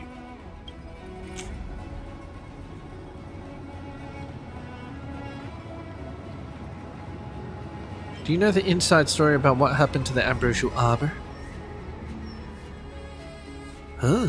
Hold on, miss. Are you making fun of us? It isn't very nice of you to do that. Others may not know it, but we have long seen that gorgeous foxy girl you came to look for earlier. Oh, that's Miss Ting Yun. She's not just anyone. She's the Skyfaring Commission Ambassador. If there were any inside stories, you and Miss Ting Yun would know it better than anyone else. You can tell us a little about it if it's fine with you.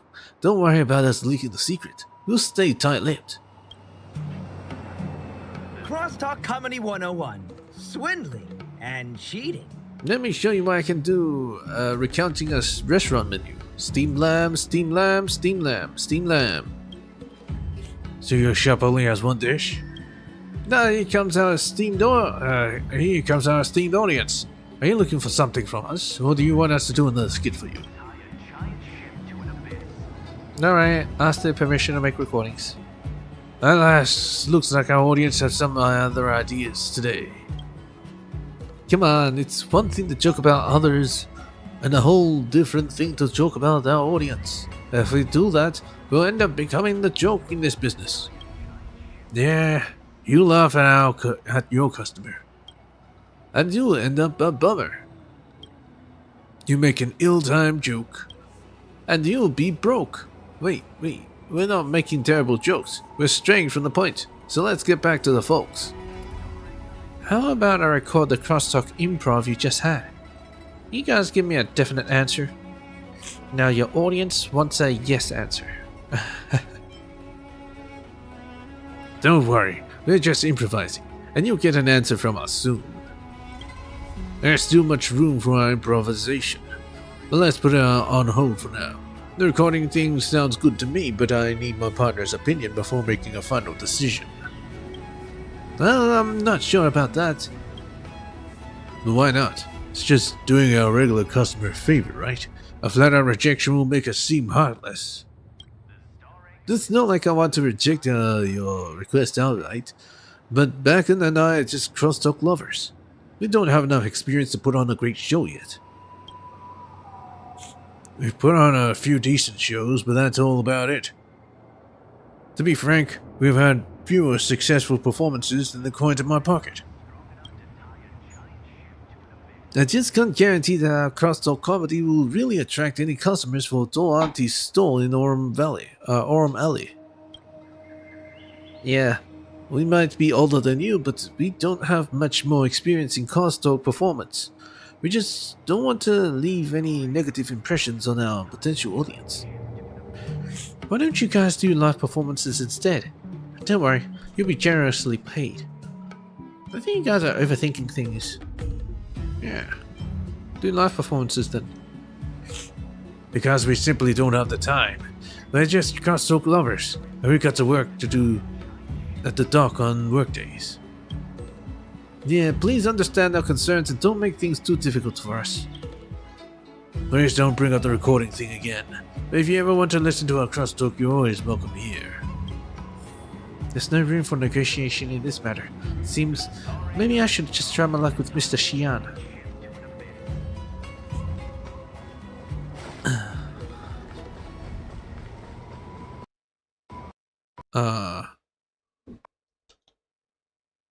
A game crashed. That's interesting.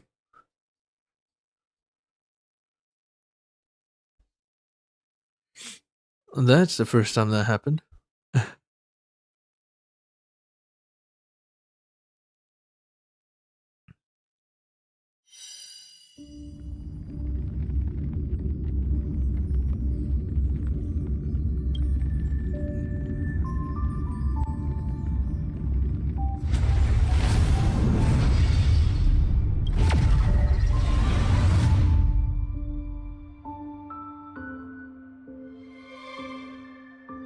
What the hell is that?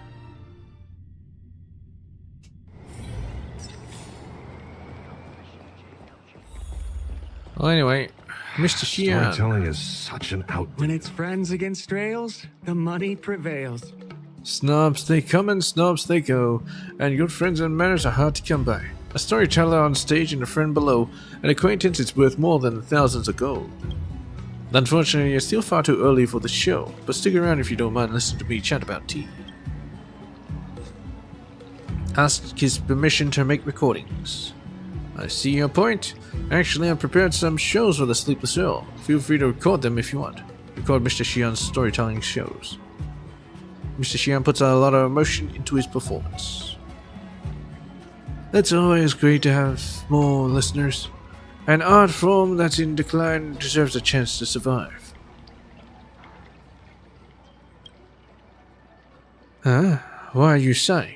Is there something wrong with my performance? Or are you worried about something else? Such an outdated art form. Tell him that you were rejected There by are back and people forth. who like it. Who cares what you think? Back and forth. Well, crosstalk, just like storytelling, seems to be on decline these days. I totally understand why they are so cautious after all. Now, after all, crosstalk shows aren't exactly a reliable source of income anymore. But they're new and inexperienced, so it's natural for them to have misunderstandings about the industry. If you want to record their crosstalk shows, I have a way to persuade them. Please elaborate. Please enlighten me. How about us to record a crosstalk show together? Yeah. Huh? Perhaps not. This will be a great opportunity for the two and up-and-coming crosstalk comedians. Whether it's crosstalk or storytelling, it's all about constant practice in front of the audience. It's just like the Cloud Knights' daily training. Always performing in the same place can actually be detrimental to their growth. Although I understand that they still have jobs to do. Storytelling is such an outdated art form. Honing crosstalk skills is There are all people who about like accepting it. Who feedback cares from the what you audience and making constant improvements. Recording their performance would be beneficial for them, as it means they'll have a bigger audience to test out the new materials and get more feedback. This is way better than talking to themselves. That's true indeed. That makes sense. I'll talk with them again. That's true indeed. Indeed. My bad. I didn't mean to come off as arrogant. Sorry about that. You remember what I said, right? Just tell my words to them and they'll understand. And if they're still hesitant, just tell them that I'm planning to start a storytelling show in Orem Alley, and that I'd like to use their crosstalk as a warm-up act. You would? Authorized recordings by Mr. Xian. By Jade Abacus. Oh. Recordings of Mr. Xian's storytelling can be played repeatedly. Last time we were talking about... I know how to use a Jade Abacus. Dang.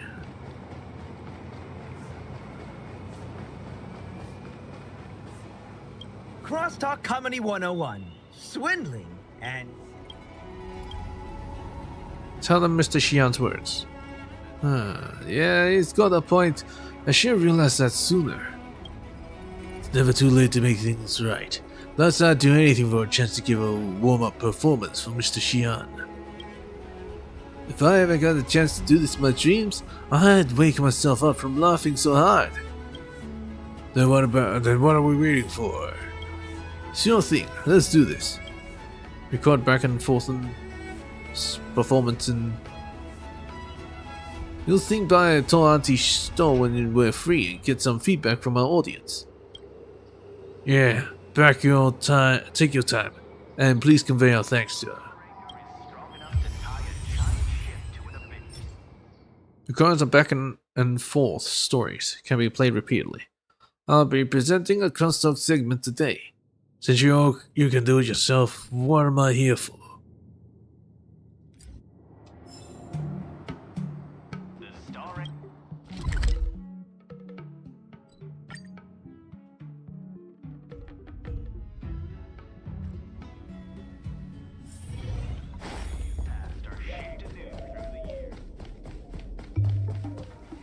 Oh, she's doing arrangements here. She's arranging the furniture. As you're returning, you happen to run into Ming-Chi coming over for a visit.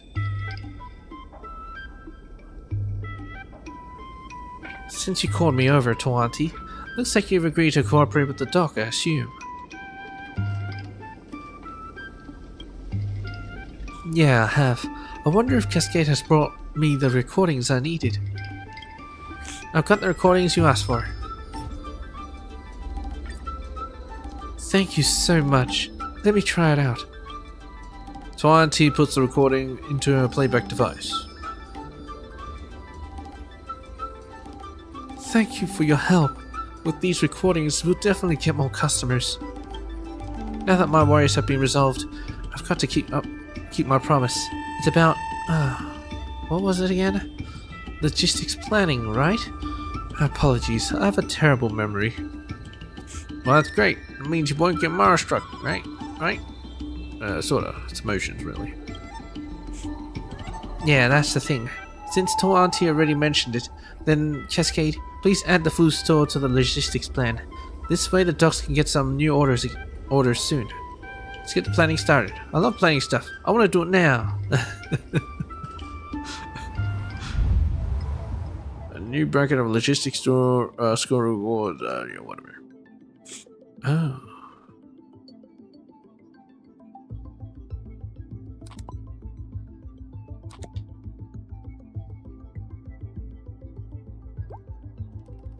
Practice makes perfect.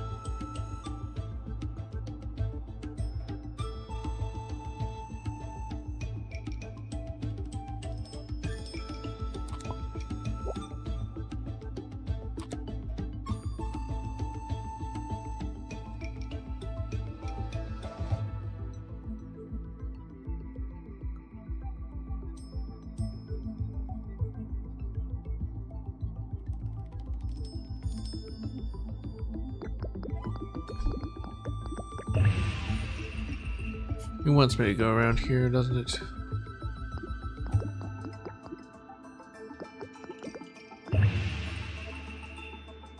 Planning school 6.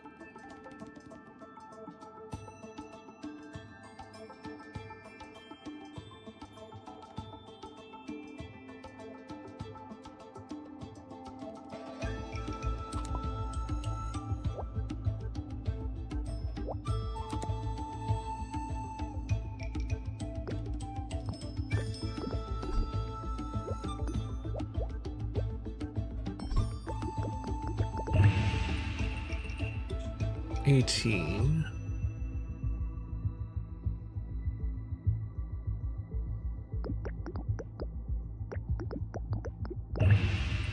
$8.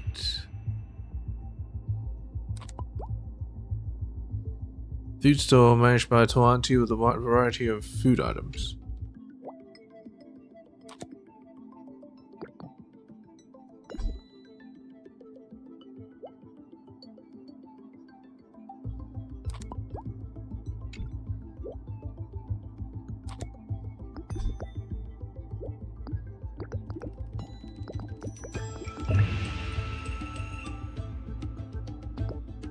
$18. So that's 43. What's the other one again?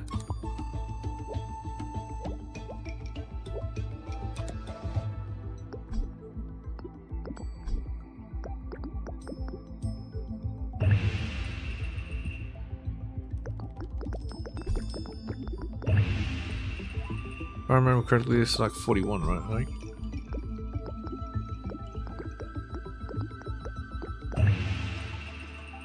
37. So my previous one was actually better.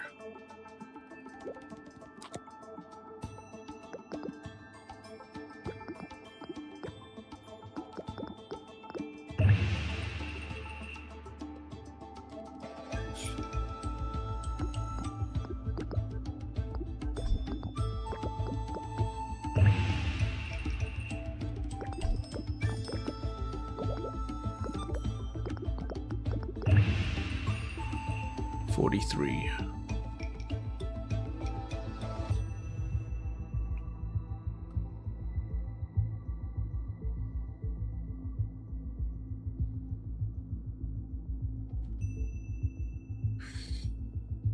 Yeah, sure. Route can be further optimized to obtain higher logistics score. Do you wish to finalize the route? Oh, it can be, huh?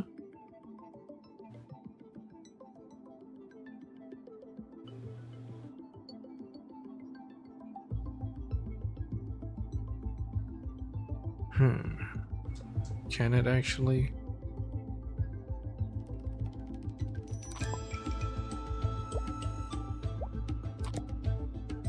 this one goes over here.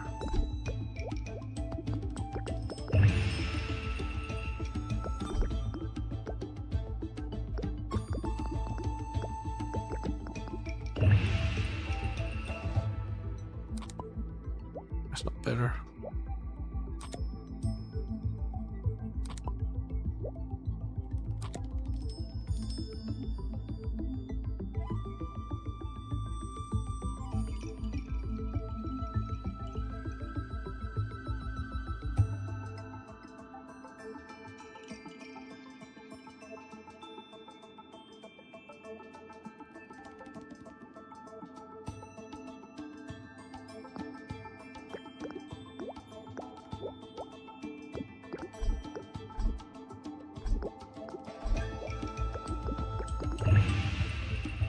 $18.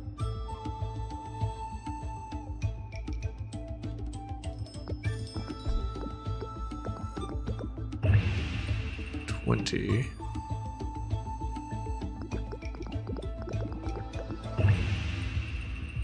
$46.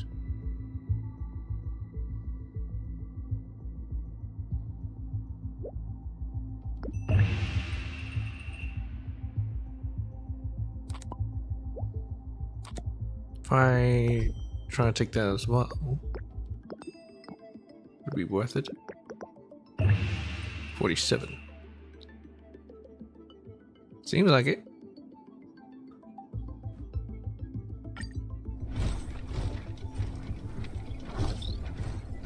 So I improved it by 6 points.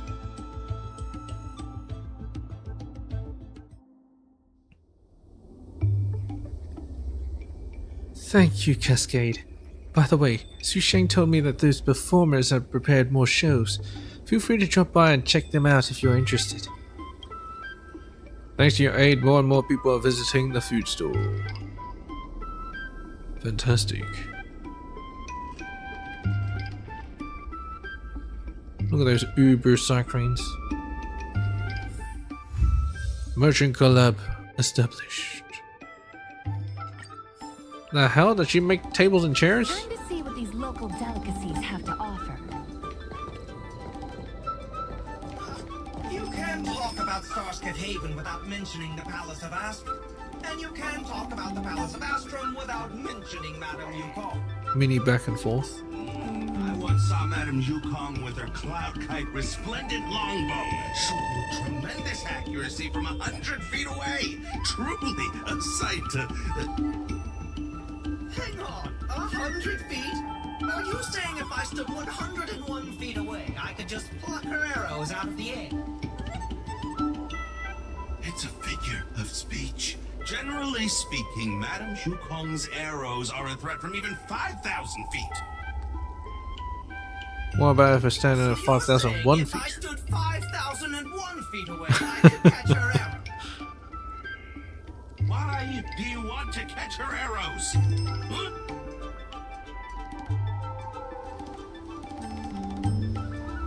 Got nothing. Two projections on the table are performing a crosstalk comedy animatedly. Their performance style is exactly the same as the real back and forth. Check crosstalk script. Oh boy. Compilation, Part 1. You can't talk about Starskip Haven without mentioning the Palace of Astrum. And you can't talk about the Palace of Astrum without mentioning Madame Yukong. I see Madame Yukong before with her cloud-like resplendent longbow. She has been making shots from 100 feet away with tremendous accuracy. That sight was really... Hang on, 100 feet? Are you saying that if I stood at a distance of 101 feet, I could just catch the arrow in my hands? It's a figure of speech. Generally speaking, Madame Yukong's arrows are a threat even at 5,000 feet. So if I stood 5,001 feet away, I could catch your arrows? What do you have to catch the arrows? The arrow. Part 2. I'm Fourth, and this is Backen. And today, we're ready to tickle your funny bone with our crosstalk comedy. You guys may not recognize Fourth, but he's a famous crosstalk comedy performer in the Lawful. I came all the way to Starskip Haven this time just to watch your performance. I'm a big fan. Well, well, well. Look at you being all supportive and whatnot. I mean, you're practically my #1 fan, right? So how about you take it up a notch and treat me to dinner? Don't worry, I'm not that picky. Just make sure it's on par with how the Sea of Divine Force that treats the guests. What? You can't be thinking about getting a free meal from me already. We just started the show. Let's give it some time before we start thinking about food, okay? They say the audience is the hand that feeds any performer. And I'm feeling quite hungry right now, so it's only fitting that the hand that feeds takes me out for a meal, don't you think? Well then, come a little closer. What? Give Daddy a hug. Over my dead body. Give Daddy a hug, what?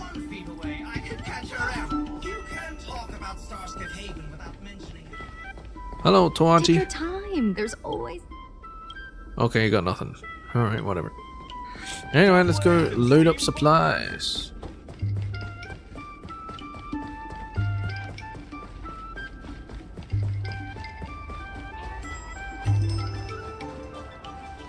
Regardless of the IPC's... Yes. The Merchant Guild's funds are not exactly overflowing right now. We need to work harder. Okay. New order. Unlock food store orders and goods. Alright. First we get a table. And we get a chair. And then we need this, but to get this... chair. 6200 is exactly the same.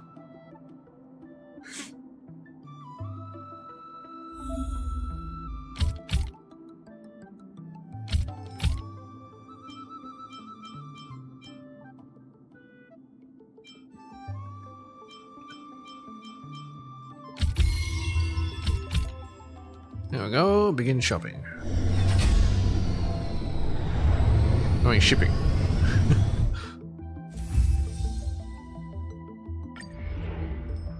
Okay.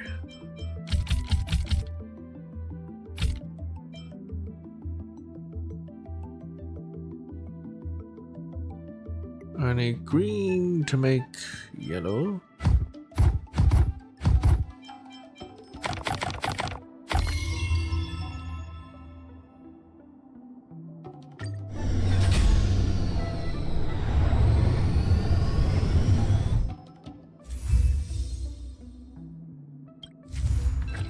Custom order, Heron Express. The dock's logistics is steadily improving, and the Heron Express is offering a more customizable order model. Custom orders. This is an important way to build trust with partner stores. Plenty of shops and stores in Aurum Alley have established a collaborative relationship with the docks, and the logistics orders coming in also more complex than before. Ming-Chi's expression seems to imply a need for assistance. Head to the docks and see if you can help with anything. Alright, navigate. By the way, Cascade, I need you to do me another favor. Recently, Yuan Feng from Heron Express suggested that we start custom orders to build trust with our customers. What are our custom orders? How to put it? Well, if you walk into a clothing store, you'll see regular clothes on the shelves. They're standard quality, affordable, and suitable for most customers' everyday needs. We call those clothes general orders. But in fancier stores, they have professional tailors take your measurements to make suits tailored just for you. Those are custom orders. In short, we need to customize our services to meet the unique needs of our customers. Build trust? Exactly. Once we start providing custom orders, our customers will really see how good we are, and they'll have even more trust in the Aurum Alley Merchant Guild, and that means they'll be more willing to work with us down the line. So basically, you can think of custom orders as special challenges from our customers, and completing them will bring you splendid rewards. I wonder if any of them will be playable characters. Yuan Feng from Heron Express will send us the details over for custom orders. By completing them, we'll be able to work even better with our other customers. Anyway, with your amazing skills, Cascade, I don't think these custom orders will be much of a challenge. I'm counting on you. Too easy. Complete the custom orders. What, right here? Right here. Custom orders. Right. Every store in Orem Alley may provide custom order challenges. We need to arrange inventory to fulfill specific requirements.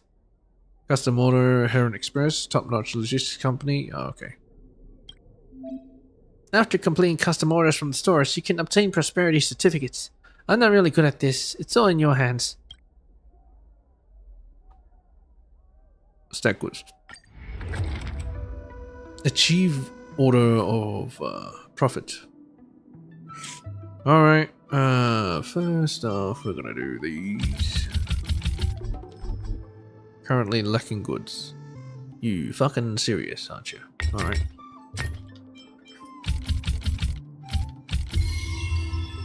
There we go. Begin shipping.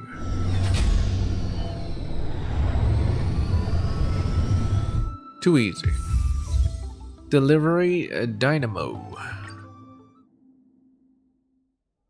Restack. There's no need to restack.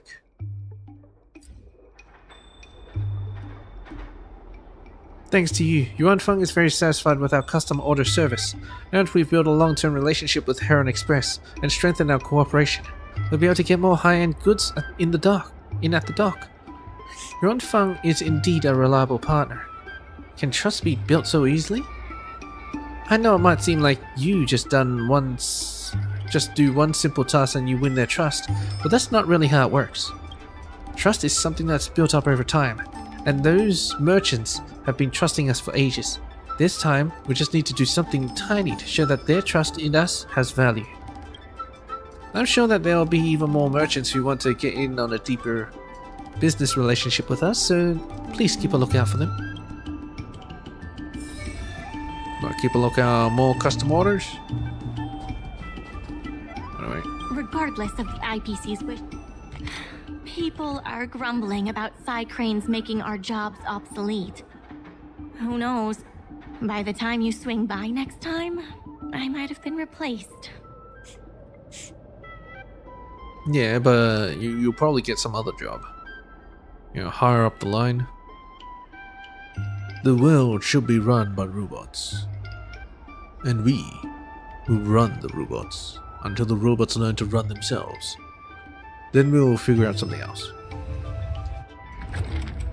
Alright, here you go. And you just need 4 of these. Huh.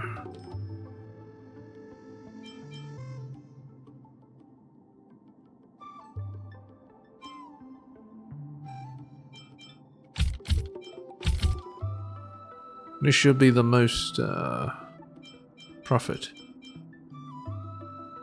Oh shit.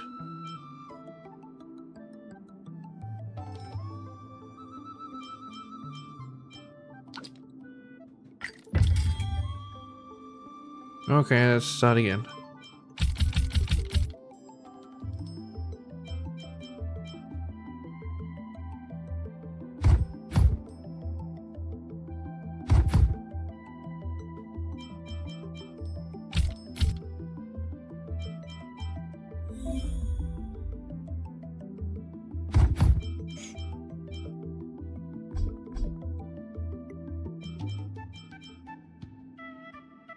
Okay.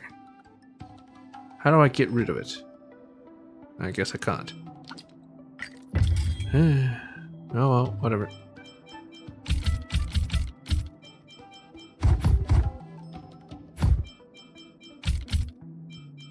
I should shove them all. There we go.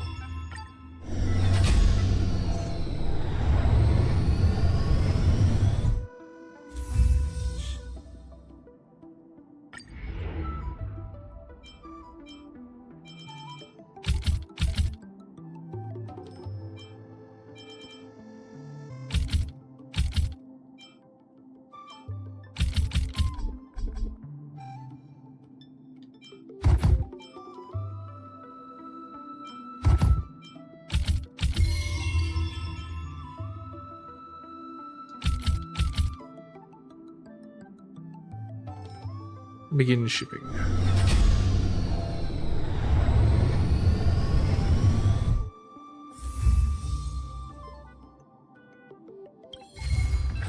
Revival Project Debt Crisis.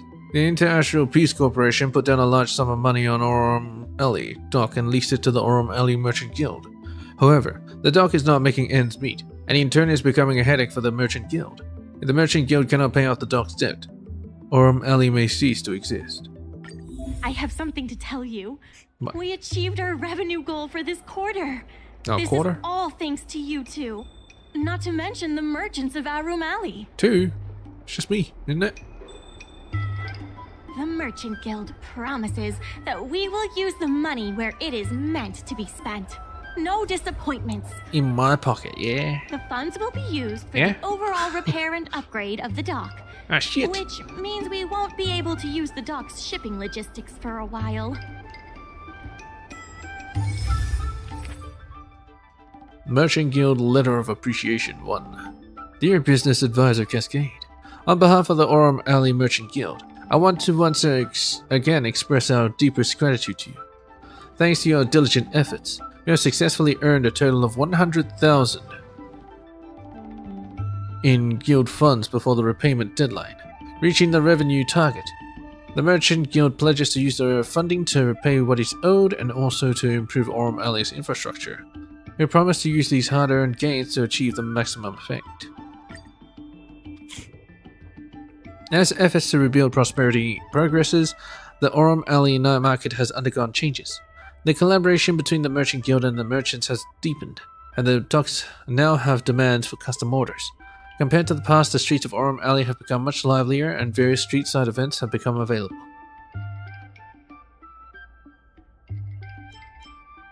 Street-side event, work without complaint. Street-side event, accident master. Dodging work, patching and fixing, street store wares. Accident master. Oh. Ordinary life problems. They can happen any time in Aurum Alley. Lend a hand to the neighborhood, improve the Merchant Guild's reputation, and you may just stumble upon some unexpected benefits. Assis.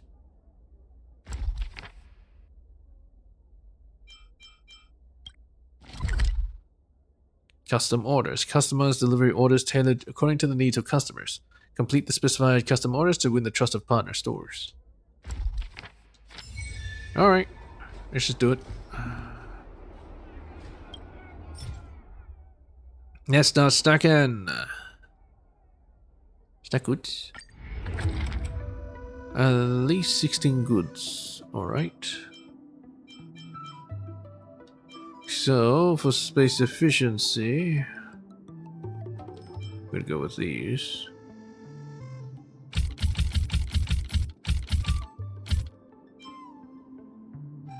And for further space efficiency,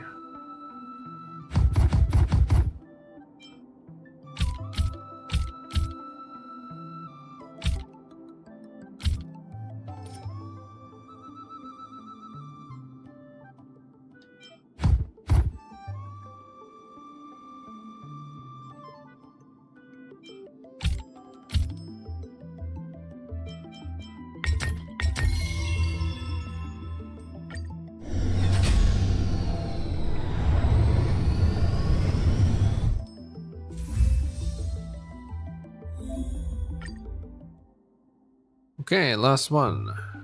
Food store managed by all auntie, wide variety of food items. All these depot. Stack goods. Fill up the freight skiff as you wish. Ah, how nice of them.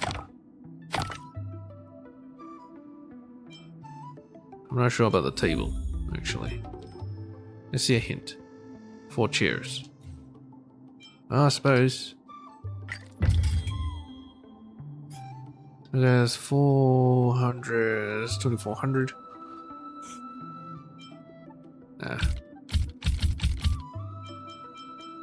Go like this, and then we get that. Then we fill all these.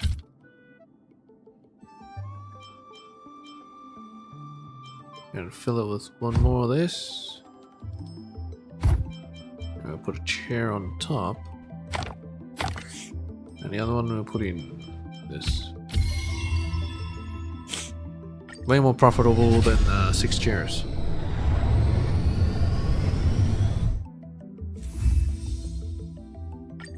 Yeah. Easy enough. Cycling. Oh, what the hell's this? I don't remember this. There is a courier package left open on the roadside. Under the half-open lid is a thick stack of papers that flips gently in the breeze. Check the package. You open the lid and reach inside, fishing out a large stack of manuscripts. The handwriting is illegible, bossy, and full of unrestrained emotion. You try your best to read it. Dear Mellow Golden Mare Immersion Club, I have a wonderful piece of tech that I'd like to sell to you all for the sum of 200,000 credits. Compared to its market potential, this price is an absolute bargain. After that, there are rambling paragraphs, bold technical concepts, and market analyses. But after making your way through a few hundred words, you're soon hypnotized into a state of drowsiness by such bespeak terms as energized, cross-channel, and activated ecosystem. In the end, you decide to put down the 40-page magnum opus and leave it behind in the side of the road alongside the box. Is there any kind someone there can help? Ah, poor little Cycrane, responsible Cycrane. Are you kind enough to help me out? Please help me install this Jade Abacus. The Cycrane can talk? Are you sure you're not doing something illegal? Surely you've seen a talking Cycrane before. Responsible Cycranes can all talk. My sensors are too outdated, so I bought a new Jade Abacus at personal expense to upgrade myself. Unfortunately, I don't have any hands, so I can't install it. Please, could you? Now that I'm updated, I can complete deliveries better, bringing Heron Express over 22% higher productivity. Is there any point in working so hard? A machine with a sense of responsibility this strong?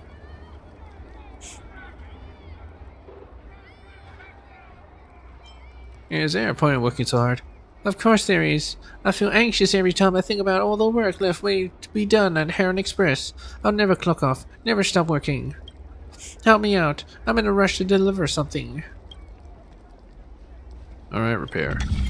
Oh shit, it's one of these.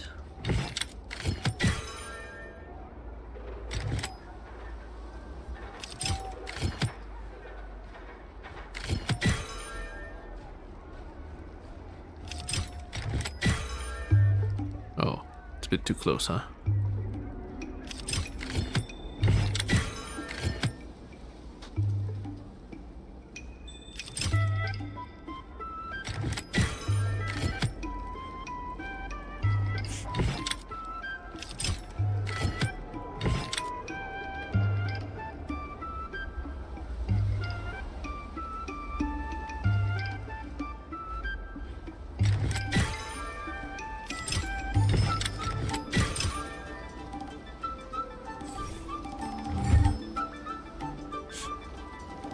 I can feel errors so clearly, the slightest hint of a slipstream. Time to fly. I'm off. Thank you, stranger. Oh, wait. Prosperity certificate. Complete specific street side to gain new thingy. Oh, okay. Fanghu tourist. I'll talk to the NPCs later.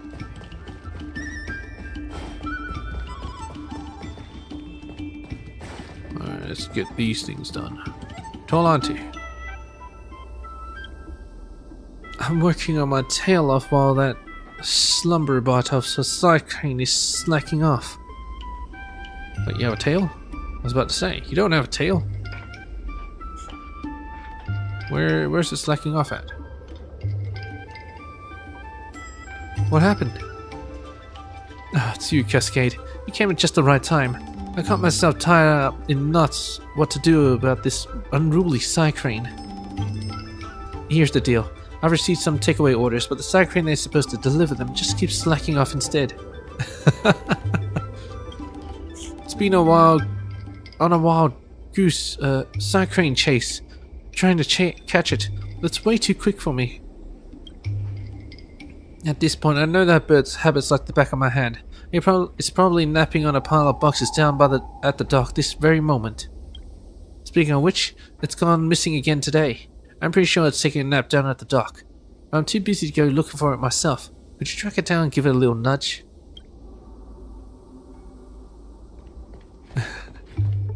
A napping cyclone, huh? That is interesting.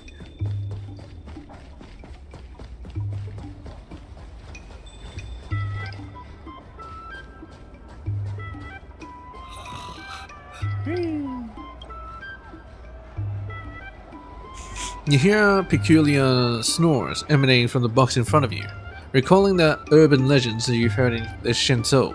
You can't help but wonder if it's a fairy in a box.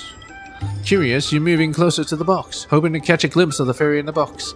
However, all you see is a snoozing cyclone, grinding its teeth, fast asleep. Wait, do cyclones even have teeth? Whatever. It's a cyclone that's slouched over and sleeping.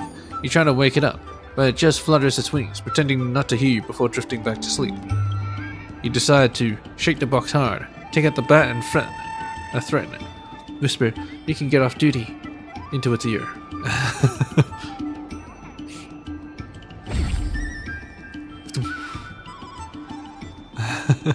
Immediately. Ray, time to get off work. Who are you? I'm a cyclone supervisor. Tall auntie asked me to check on you. Yeah, I'm a cyclone supervisor. Wait, you hired someone just to supervise me? What a world we live in. Alright, I get it. My nap time is over. Sheesh, no need to push me. I'll get back to work now. Prosperity. All this prosperity. I'm not collecting the book, so then I don't have to read it. Also not talking to NPCs because I won't have enough time. Interested in fitness martial arts? No. Please help me. I'm about to break down. You alright? What am I supposed to do?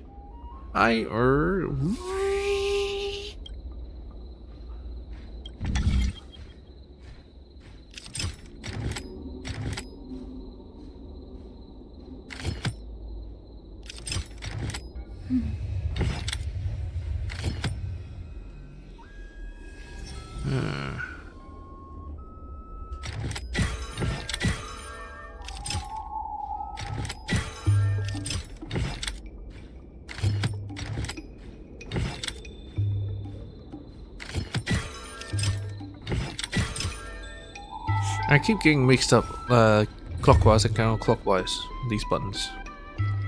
Thank you. I encountered a cyclone on cyclone traffic accident earlier. Well, tell me more about the accident. I'm not interested in traffic accidents. I've rear-ended several innocent cyclones mid-air and unfortunately ended up crashing. A series of accidents. Ever heard of deep learning? I've been carefully studying traffic rules for Shenzhou cyclones, and also viewed 500 years of cyclone traffic accident recordings. I've mastered the various ways a cyclone encounters accidents, and collected some in situ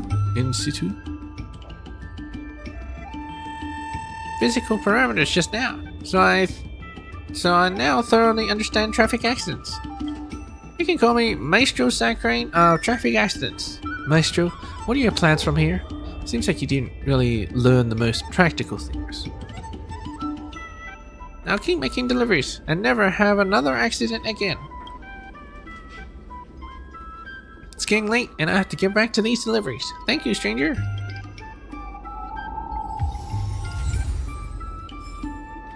Hi!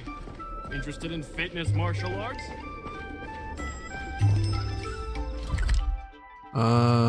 I guess that's all. Let's see. LA. Guild benefits. Remember to submit prosperity certificates to the Merchant Guild's logistic department here and exchange them for rewards. Don't forget!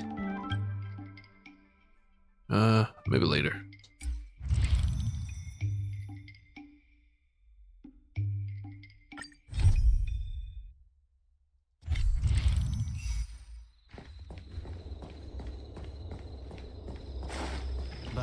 offered a price I couldn't refuse. Well. Let's continue on, shall we? Back to business 2. It's just number 2. It's been 2 hours. Good day. Mingxi. In order to reward you and Su Shang for your long hours of work, the Merchant Guild has ordered some gourmet snacks from Tall Auntie. Good day. So you can rest for a bit and prepare for the revival of Iroom Alley. Mung bean soda? Head to the food store and collect the snacks Mingxi ordered. It's mung bean soda, isn't it? Where's Bailu? I'm sure she needs some for growth. Hey, Auntie. Miss Secretary asked me to prepare some refreshments for you earlier. Make yourselves comfortable. I'll bring them out shortly. Tall Auntie enthusiastically packs a full bag of takeout for you, full of mung bean soda. New message. Group message. Arm Alley Revival Project. Hey Cascade, do you still remember meeting the IPC rep at the docks? I don't remember. Nope. Not really. You mean the IPC salesperson? The one who tried to make me bark like a dog, remember? I heard there have been cases of goods being damaged during transportation in the last few days. Is he the saboteur? That's him. We caught him and he's right here at the docks. Be right over. What do you mean, be right over? You're always standing there. Be right over. I love watching drama unfold.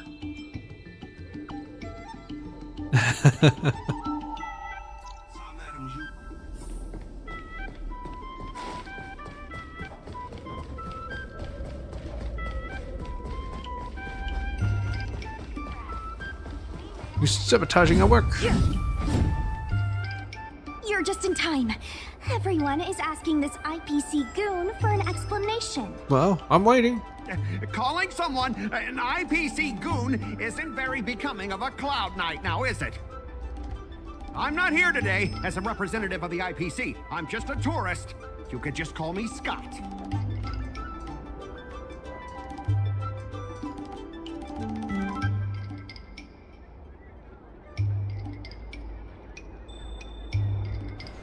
Hello, Scott. Hello, IPC goon.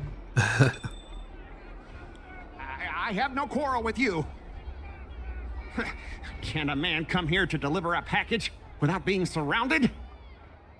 There's something wrong with the stuff this guy is shipping. It's causing damage to other people's goods, and our dock here is liable for the compensation.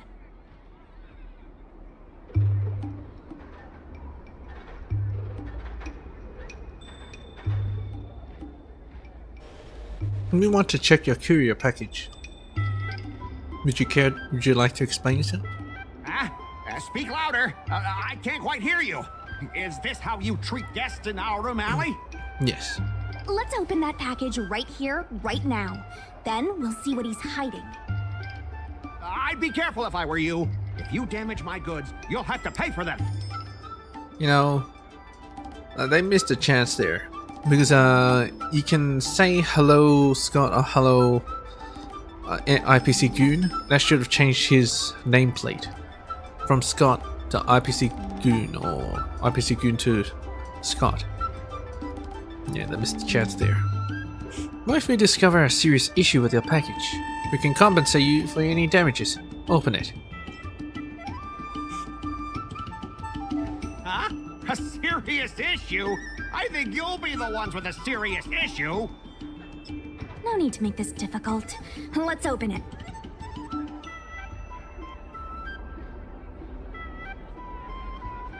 Let's check and see if there's anything suspicious. Package on the floor. Hey, Mingxi. Mingxi is a bit nervous. She's not sure how to proceed. Mingxi Shang. Let's open that package right here, right now. Then we'll see what he's hiding. Hey, Scott. She'll change it to IPC Goon. I'd be careful if I were you. If you damage my goods, you'll have to pay for them.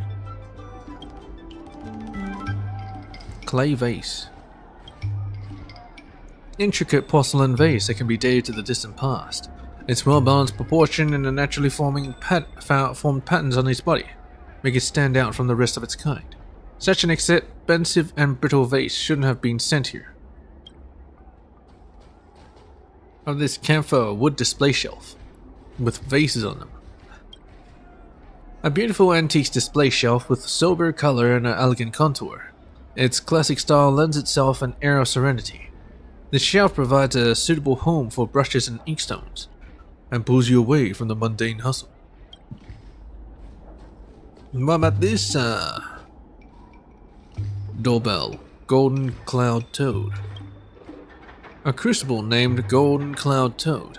Considering how many hostile ingenia you've encountered, this one is suspiciously quiet. Wait, you sense a malicious intent brewing in the air. A fight is imminent. As expected, the toad springs to life. It's not much of a threat to you. A threat for you, but the silent screaming of the fragile goods nearby is too loud to be ignored. Okay, destroy him with an ult. Got it. I'm on guard. Enemy data net markers activate. Time for a good old counterattack. Enemy targets ready for another. I will dispatch you. Your end approaches. Time for a shot. Unnecessary.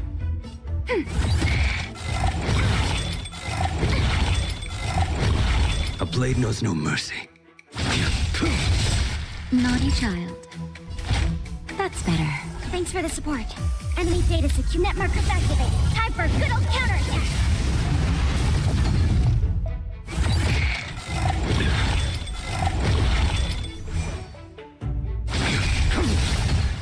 Failed to send you. Oh, I guess I don't need an ult. You tampered with this ingenium so that it caused damage to other goods on the freight skiff. Yeah.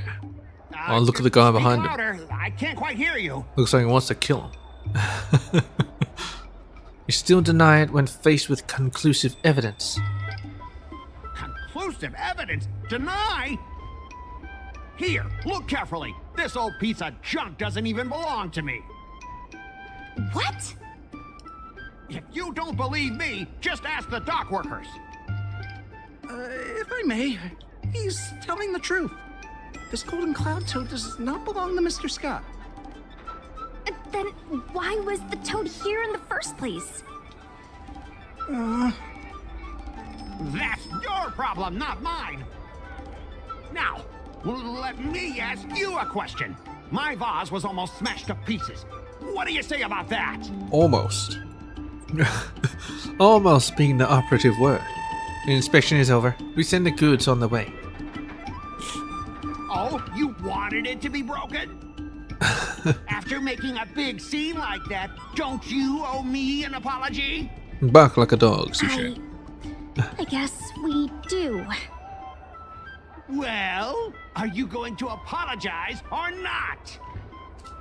Sorry, sir. For this kind of barbarity, a single apology won't ever be enough. Just think of this as a practice round for later.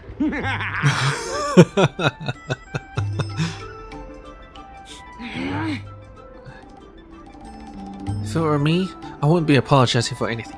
He fooled us. That's all there is to it. Sorry. I should have stepped in.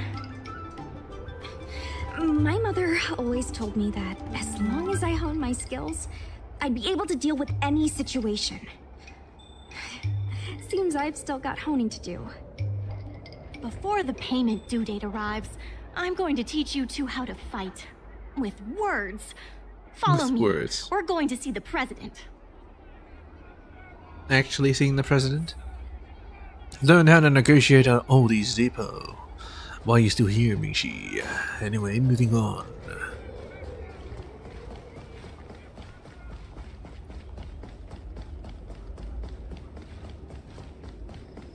Where's Yuan Fang? Maybe he's the president. Of course. Hey, Lian Yan.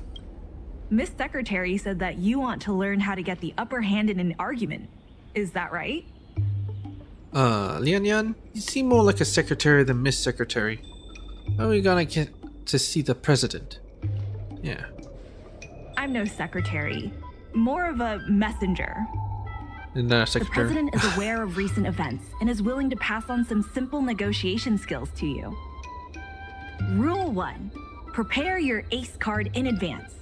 Just as Cloud Knights ready their weapons before entering battle, you should have your ace card ready before you walk up to the negotiating table. I will present you with a few items, and you need to examine them carefully. A courier package? This is the box that was opened earlier at the dock, the one containing the Golden Cloud Toad. The name and contact information of the sender were deliberately crossed out, but records from the Heron Express show that the sender is Ah Feng. Yuan Feng! You sabotaged us. Incoming expenditure records? The records show that a dock worker named Ah Feng recently received credit remitted by the IPC, spaced out over several installments. How'd you obtain all this? All these? Suspicious. The president has their ways. The records show. Suspicious. Oh, I've looked over everything. Rule 2. Play your ace card at the right time. These documents can only be truly effective when your opponent reveals a weak spot. How about this? I've prepared a little practice exercise for you. Mr. Ah Feng, over here, please. What? What exactly does the president have up their sleeve? I don't know anything. I don't have anything to say. They already found our phone. Examine each statement by flipping through them to the left or right. Use questions. Present evidence. The hell is this, detective work? The debate starts now. My name's Ah Feng. I was the one who brought out the box containing the Golden Cloud Toad. Present evidence. Courier package. Box containing the Golden Cloud Toad. The name and contact information of the sender were deliberately crossed out, but records from Heron Express show that the sender is Ah Feng. Ooh. What's that stuff at the top? Payment record for exhibits. Dock worker Ah Feng's payment record. The record shows recently received credit remitted by the IPC, spaced out over several installments. I was told to move something, and I did. I had no knowledge of the presence of an ingenium. This matter has nothing to do with me. What do you mean? Here I go. Take a look at this. Yeah. This has nothing to do with the topic at hand. My name's Ah Feng. I was the one who brought out the box containing the Golden Cloud Toad. I was told to move something, and I did. I had no knowledge of the presence of an ingenium. This matter has nothing to do with me. I'm a dock worker, after all. How could I conspire with the IPC? Take a look at this. Take a look at this. There's Ace Detective. You received payments from the IPC, and in exchange, you sabotaged the shipping operations at the dock. Debate successful. All right, enough already! The IPC was worried that the lease for the dock would be paid off, so they had me move some things around. Is that so terrible? Yes. Is letting the IPC take over management of RM Alley such a bad thing? Yes, when they actually do something underhanded like what's it to this. you if I make some extra money? Mr. Ah Feng, our goal at the Merchant Guild is to help make Arum Alley a better place for everyone. Why would you work against that? Keep your heads in the sand if you like, but it's only a matter of time before RM Alley becomes another warehouse for the IPC. Be a man. Do the right thing. But the business on the dock is flourishing. Well, actually, I side with the IPC as well. Yeah, be a man. Do the right thing. That's right. You shouldn't be betraying your fellow workers for a quick profit. It seems that the truth has come out. Here is Mr. Afeng's testimony. It may come in useful later. The payment for the dock is ready now. If you're ready for the next round of negotiations, come and see me at the dock. Right. That guy's gonna be sorry for everything he's done. Time we got a public apology.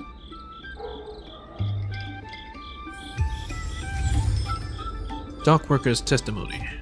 A testimony of a dock worker, Afeng, who has admitted to disrupting the normal operations of the dock in exchange for payment from the IPC. Toys, doorbells, flexible displays, shelves, refrigerators, extractor fans, Starscus, Jade Archive, massage chairs, stick in hand or broken, I'll buy them all. Huh. What song are you singing? Clapping in rhythm. Toys, doorbells, wait. Just clap on, I'm hawking for business. We clap like that, people will think I'm a street star. It's a street star. Oh yeah, by the way, I'm Lian Yan, manager of the Oldies Depot. When I say manager, I mean I'm the only person. Ah yes, I already talked to her before. I've actually forgotten all about it. Well, did you fix anything? So you buy trashed items? You shouldn't tell people like new things? Yeah, I read this before.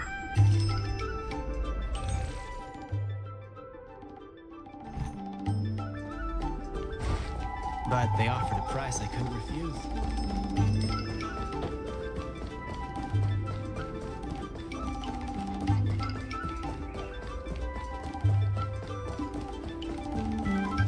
Hello? The IPC representative has arrived, and I've called for Miss Sique from the Skyfaring Commission to act as a notary. Oh, Miss Sique is here as well. I'm ready. Remember, this is a war of words. Over to you. Alright, where's my bat? Before we start, let's review the documents we have. It's just the one, isn't it? The payment for the dock? We reached the required amount by the repayment date. This is the basis for our right to continue negotiations, and is a testament to the business viability of Arum Alley. The leasing contract for the dock? When the Arum Alley dock went up for public bid, the IPC won the bid using its interstellar trade resources and extensive capital. Then, the IPC leased the dock out to the Arum Alley Merchant Guild for management and operations. This contract can prove that the Merchant Guild has legitimate rights to operate the dock. The dock worker's testimony? The testimony of dock worker Afeng, who has admitted to disrupting the normal operations of the dock in exchange for payments from the IPC. I've looked over everything. Let's go. The notary from the Skyfaring Commission is already waiting for us.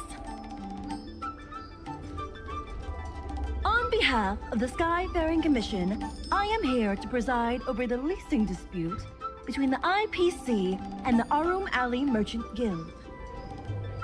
Is there anything left to dispute? I'll cut to the chase. The Merchant Guild should have removed itself from Arum Alley a long time ago. What? Couldn't the IPC choose a sane person to represent them? Huh? Say that a little louder. I can't quite hear you. So he's actually IPC hard of should hearing. send someone else. Goodness, there's no need to shout, little Miss Feisty. My ears are ringing. You should be saving your voice for your public apology. As the representative of the IPC, my presence in this negotiation is legal, reasonable, and sensible. Who do you plan on sending to the battlefield? A random Cloud Knight?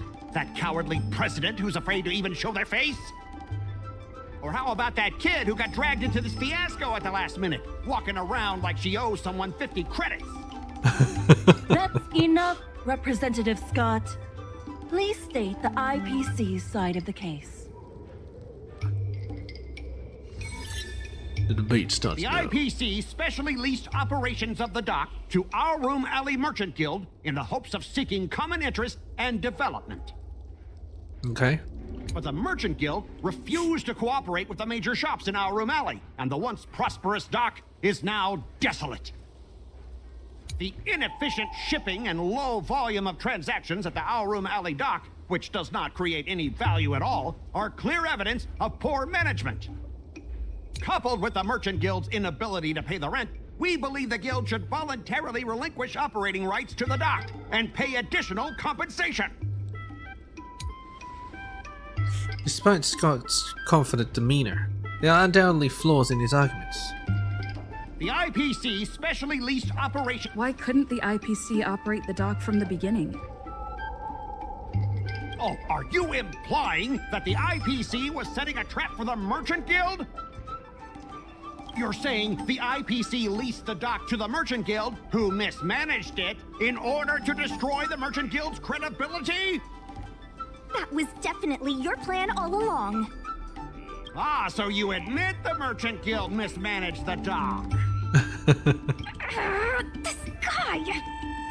The IPC specially leased operations of the dock to Our Room Alley Merchant Guild in the hopes of seeking common interest and development. But the Merchant Guild refused to cooperate with the major shops in Our Room Alley, and the once prosperous dock is now desolate. The Merchant Guild has never refused to work with any shops in Aurum Alley. Never refused? Then let me ask you, how many shops are currently in your logistics network? 3. There will be a lot more later. Later? How much later? For the Xianzhou, does later mean 500 years? Can the shop owners here wait that long? Yes, because they're Shinto natives. 10 years, 20 years. Psst. What should I say? Is 20 about right? Yeah. But the Merchant Guild refused the inefficient shipping and low volume of transactions at the Our Room Alley dock, which does not create any value at all. The dock has improved shipping efficiency and transaction volume is increasing. You guys didn't think that this transaction volume would be enough, did you? The shopkeepers in Our Room Alley aren't here to play house with you. We're all trying to turn a profit. The inefficient shipping, coupled with the Merchant Guild's inability to pay the rent, we believe the Guild should voluntarily... What makes you think we can't afford to pay the lease? If you have the necessary funds, prove it. Coupled with the Merchant Guild's inability to pay the rent, we believe the Guild should voluntarily relinquish operating rights to the dock and pay additional compensation. Testimony. Most tangible evidence Aurum Alley's revival project demonstrates that early has plenty of life in it. Merchant Guild's legitimate must operate the dock. We've already paid back the lease. Oh, snap. These are the funds from Our Room Alley Merchant Guild. The guild has turned a profit and is able to pay back what it owes. What? You already paid back the lease? How? The documentation provided by Aurum Alley Merchant Guild is true and credible. And according to the lease contract between the two parties, the Merchant Guild still holds the rights to operate the dock. Dang straight. Next order of business. The Merchant Guild has accused Representative Scott of secretly sabotaging dock operations. Do you have anything to say about that? Don't be so slanderous! Why would I stoop so low? What do the frequent accidents at this dock have to do with me? How did you know about the frequent accidents at the dock? Because you told me. I use the shipping services too, you know. Do you have any idea how often my packages are damaged in transit? Don't feign ignorance. Isn't that all by your own design? Don't be so slanderous. Besides, I'm not even involved in shipping operations. How could I possibly buy off a dock worker? The absurdity! Is it possible that you paid off a dock worker to do your bidding? Yeah. The empty rhetoric! Let's see some evidence! Do we have any proof? I wonder. Besides, I'm not even... Don't be so slanderous! Why would I stoop so low? Take a look at this. Huh? What's this about? Get that out of here! Get that out of here. Don't be so slanderous! Why would I stoop so low? What do the frequent accidents... Besides, I'm not even involved in shipping operations. How could I possibly buy off a dock worker? Yeah, it has to be the We correct have the testimony of Ah Feng. statement that he's making. This testimony is concrete proof that you instructed him to sabotage shipments. What? That little... Aren't the Xianzhou people always preaching about righteousness? Oh, I gave him all that money, and he sold me out in a heartbeat! Darn it! Yeah, that's right. If the evidence presented is true, Mr. Scott, then this constitutes improper business practices, and the Skyfaring Commission will conduct a follow-up investigation. How did this happen? How did the plan go awry?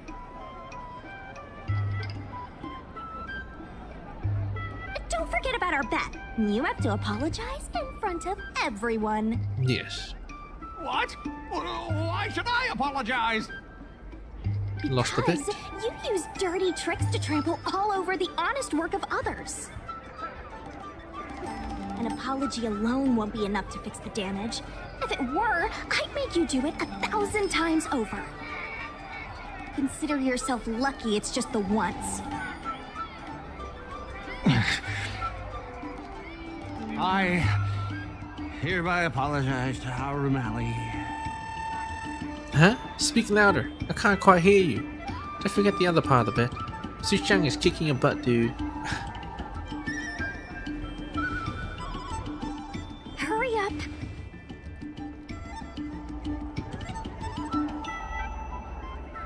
I apologize to all the people of Harum Alley.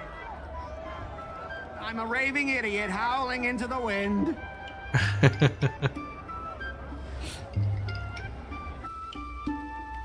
I don't hear barking. Appropriate silence.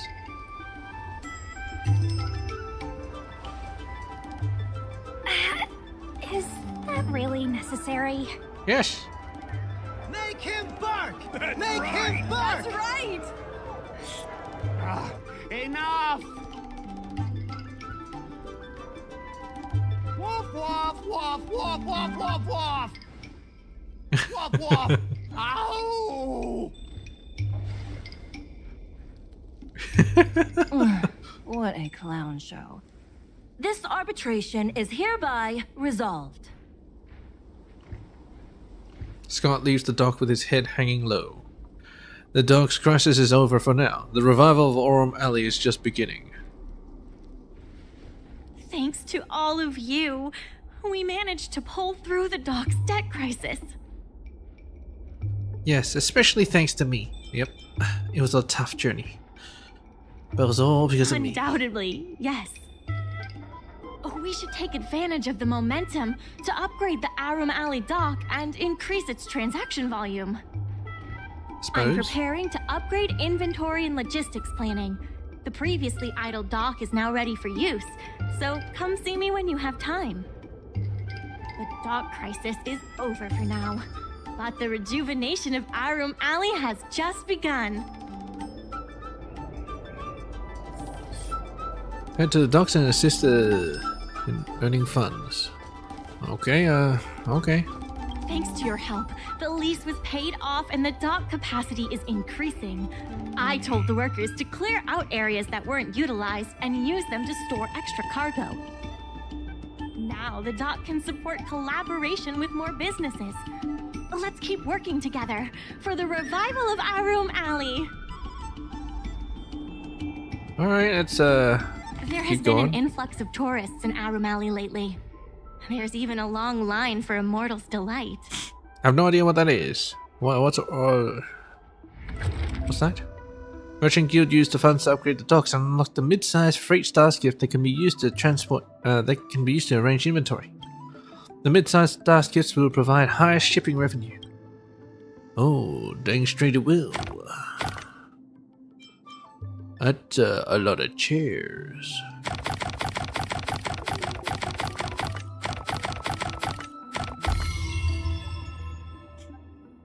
Okay, so it's 400. This is 200, 200. It's the same.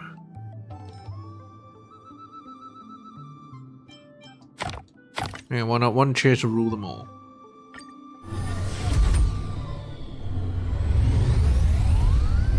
Bit of lag there.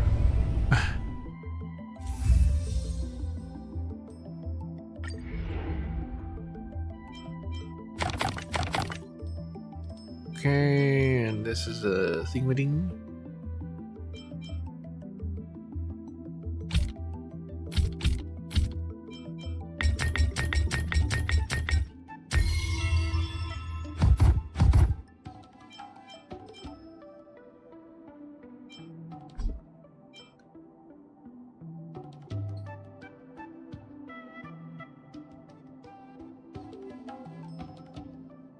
Forward. I could put 500 if I arrange it properly. Let's do that.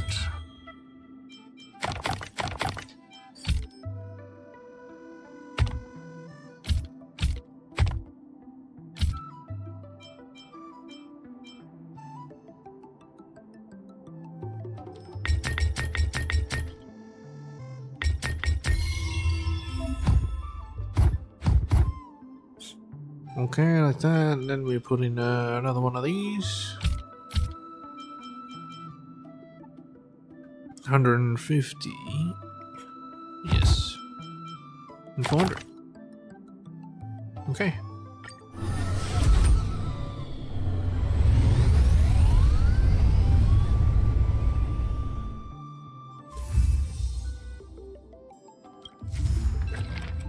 Revival project, out with the old, in with the new. Our revival project has begun to bear fruit, and many stores have established collaboration with the Dark. But then, the President worried that Aurum Alley's abandonment of its traditional business model is an act of digging one's own grave. To stick to the old ways or to reform. You have to prove yourselves to be the right ones. There's been an unexpected change in plans. I've received word that the President has ordered me to stop all upgrades to the dock immediately. Oh. Does he know how important it is to upgrade the dock? Maybe he's an IPC spy. Maybe he knows when it's time to give up hope. He's an IPC spy. Now's not the time for jokes. I'm also confused. Let's go have a word with him. I sent a message to Sushan, I'm pretty sure it's a telling her. her to meet up at Oldie's Depot.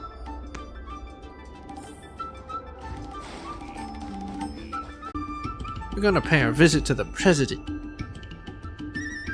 I also have something I wish to discuss with the Merchant Guild, but I'll wait for you to finish. The President fully appreciates your efforts and knows what you want to ask.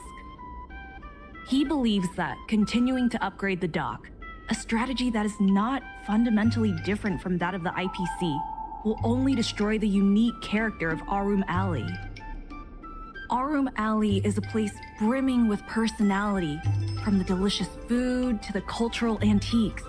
Everything is built around visiting tourists and local residents, and that's what makes it such a special place. Based on historical data, continued development of the shipping operations will turn the area into a giant warehouse. The more the shipping capacity is increased, the less attractions there will be for visitors. Such an outcome is unacceptable for the shopkeepers and community of Aurum Alley. Historical data isn't my forte. You better be telling the truth. We have to keep upgrading the dock. We should ask the merchants about this. I agree with the President in upholding tradition. Yeah, ask the merchants. Very well. I believe it's my turn to speak. No. The Skyfaring Commission has received a joint request from several merchants concerning the reorganization of the Merchant Guild. Mr. President, the merchants would like you to resign as the president of the guild. Mr. President. There has come a day that the Voice full of merchants vicissitudes. Aurum Alley have betrayed me. I won't give up the vision I've built for Aurum Alley. Oh. Let alone step down from my duties. He's an automaton. Is that the President speaking? It is not my intention to interfere with the Merchant Guild's affairs, but as an old friend, I would like to remind you that Aurum Alley only exists in the present, not in the past. Madam Yukong, the present is always made from the past, is it not? Kinda sounds like Albert. I suggest that you make some concessions to appease the merchants. If you don't follow Mingxi's plans for the dock, she will temporarily take over your position. Mingxi, I would like to hear your thoughts. President, I hope you understand that I am in no way vying for power over Arum Alley. I have listened to the President's vision of prosperity since I was a child, and I want to work to achieve that vision. But currently, your ideas conflict with ours. I suggest you heed the advice of Madame Yukong. Give me a chance to prove you wrong. I understand. I can accept Ming Shi temporarily taking over my duties. However, Ming Shi must make her decision public and win the approval of both myself and all the merchants. Since you have shown confidence, those terms should be acceptable to you. Yes, I'll do my best, President. You have to remember that even when you're acting in my place, a crisis is still imminent. You must earn at least the amount of the bidding deposit to even have a chance of thwarting off the IPC. Very well. Since the President has come to a decision, I will be in charge of calling a public meeting. Ming-Shi, I have something for you. When you are all finished here, remember to come and see me.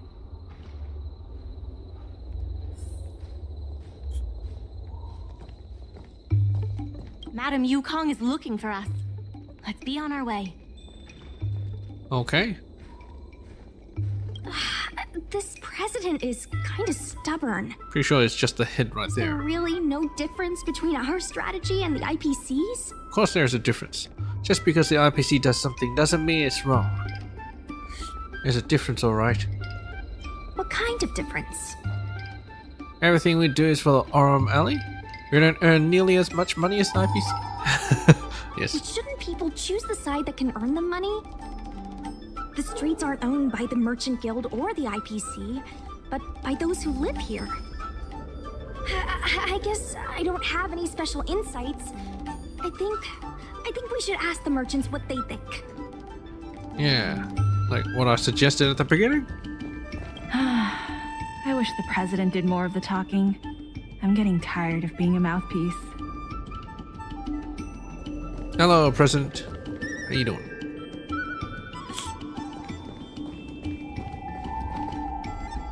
Where's Malu? I heard from Shi Kuei that it was you who became a business advisor and assisted Arum Alley Merchant Guild in their dispute with the IPC. How versatile. Is there anything you can't do? Well, for starters, I can't jump. Oh god, stop it, you're making me blush. Nope, 'tis why I'll totally take over the Skyfaring Commission next. But for starters, I can't jump. I'm not very good at that either. The president is still a hero to Arum Alley. No one can jump. He helped it achieve prosperity, but a hero will not be embraced forever. I've seen the IPC's Hey, wait a minute. approach. You They can't- prioritize doesn't you can't efficiency jump and a in their, standard uniform business model burst? across the galaxy. Ultimate? I warned them that their business model wouldn't work on the Xianzhou without adjustments. But the Merchant Guild's overly traditional mindset is a different obstacle. Let me put it bluntly. Arum Alley Merchant Guild has no chance of succeeding today. The guild lacks the necessary capital to get the negotiating table. Neither party is ideal, but one has to be chosen. The IPC does have more capital on hand, but the review criteria are not solely focused on financial resources. My advice to you is to visit the shopkeeper, Mr. Xiao. Xiao? He is the one who proposed the reorganization of the Merchant Guild. If you can get his support, you will definitely receive support from the other merchants. Thank you, Madame Yukong. I have business to attend to in the Palace of Astrum. The rest is up to you. Convince the old shopkeeper, and you may just become the new heroes of Arum Alley. Already am. Always has been. New message. I added Madame Yukong. Oh, there's a group chat? Welcome. Welcome, newcomer. Got it, I'm mod in the house. Shoot, the Skyfaring Commission has entered the chat. Did you say... Did you do something wrong? Huh. Don't worry, I don't usually look at group chats. Remember to go to Artistry Hardware. Yes, ma'am. Yes, ma'am. Yes, ma'am. Be there in a sec. Yes, ma'am. This is not a work group chat. No need to be so formal.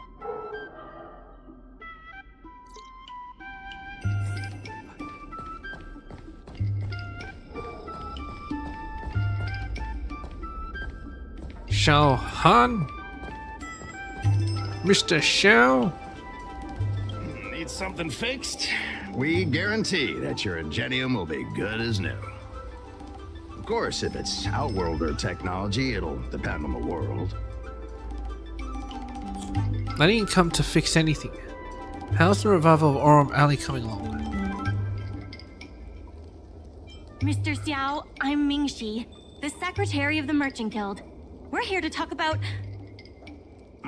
Forget it. I support the IPC. Can you tell us why? Please leave. Huh. Rude. Did the Merchant Guild do anything out of line?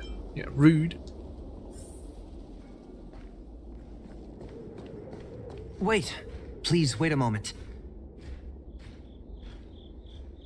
It sounded like my father was being a little difficult. I'm Xiaohan. People around here call me Little Master. If I'm not mistaken, I'm not going to call you Little you're Master. the ones who made Representative Scott apologize in public. Dang straight. A fame precedes us. Why would someone call themselves Little Master? Oh, I didn't give myself that name. It's what my friends have always called me. I only recently returned to the Xianzhou after many years away, but it seems like the name stuck. May I ask why you wanted to speak with my father? We need the support of the merchants for the dock. And we wanted to see if your father could join us. Hadn't my father already refused? We heard that Mr. Xiao proposed to reorganize the Merchant Guild, and we wanted to ask why. I see. I'll help you figure something out. Great! Your father is a very tough nut to crack. The older generation of craftsmen can be rather set in their ways. Here, how about this? Why not join my father's shop as apprentices? What? My father is stern on the surface, but if he sees a capable apprentice and a sincere heart, he'll change his attitude. What if he refuses? Things might just fall into place if we try hard enough. You aren't tricking us into doing free work, are you? I truly want to help you, and you'll receive compensation for your work. Doesn't sound like apprentices to me. So it's decided? Let's get moving then. Time to make you apprentices. Did not agree to this. Father, my friends from the Merchant Guild want to be your apprentices. I'll go ahead and show them the ropes.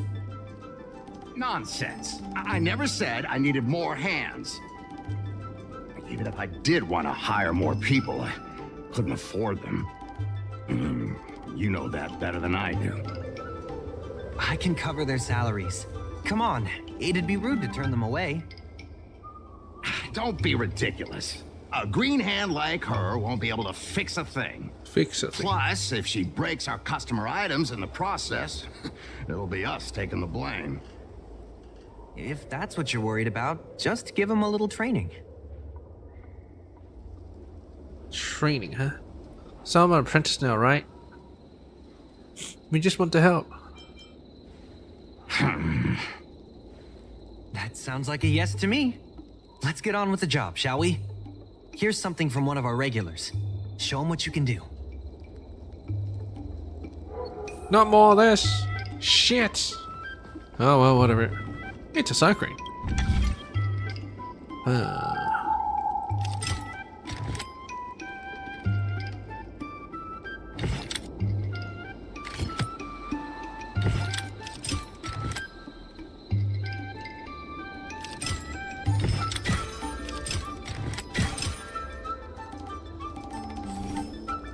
Too easy.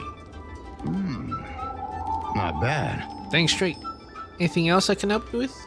Are we friends now? Want to have a chat? No. Oh. He's hard to impress. I'll find you some more work.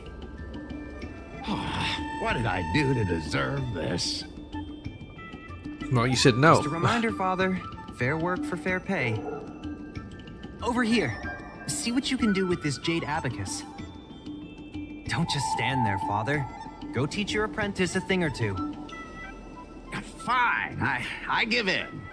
I know why you're here, just... Please stop tinkering with my customers' items. We convinced him. Sorry for me to waste your workbench. No, we convinced him. I think we just made him surrender. Ask what you wanted to ask. You and the president, you know each other well? Yes, he's an old friend. You seem to be on the side of the IPC. I see a lot of potential in the corporation's plan. But a certain old friend of mine lives in the past. Whatever vision he has, it won't come true. Gotta move on. What's your issue with the Merchant Guild? Issue? It's less about issues and more about stubbornness. Stubbornness is intrinsic to long-life species. We walk a single path, do the same things, and talk to the same people for centuries. The mind can become insensitive to change. However, compared to the president, my stubbornness is nothing.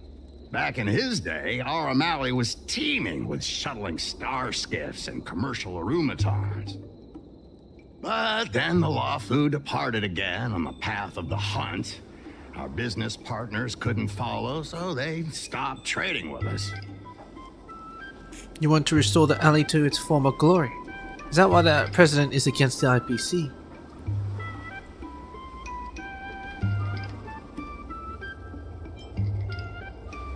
He always says the alley deserves another chance. Indeed, which is why he won't let it go. He wants to see the streets teeming with tourists, not IPC cargo. But times have changed. You can't sail against the current. That's why I stand behind the IPC's plan. Our O'Malley will inevitably be replaced. But is your shop part of the future that the IPC promised? No. Hard to say. Chances are I'll have to sell it. Not the easiest decision to make, but I won't regret it. The good days are behind us. We must accept that short-life species will repurpose our lands and that night markets are destined to become shipping docks. We must come to terms with the fact that short-life ambitions will reshape a world where things were thought to last forever. Mr. Xiao, why not try working with us? Ming-Si is pushing for reforms within the guild. We are nothing like the president. Reforms? They made a lot of good points when arguing with the IPC at the dock. I do see possibilities for the guild to change. You don't have to choose between the president and the IPC. Join us and profit. Yeah. Given the state of the guild, my money is on the IPC winning. But since I've accepted the worst-case scenario, our O'Malley ceasing to exist, I can't see why it hurts to endorse your idea and see how far it takes us. Thank Yeah, you. they got plenty of time Now to that you wait. have joined our revival project, I'm sure many others will follow suit. That's settled then. I'm curious to see what comes of your plan. Now that Mr. Zhao is on board, his shop can be part of the logistics network we've been working on. Oh yeah. Let's get the planning started. I love planning stuff. I want to do it now.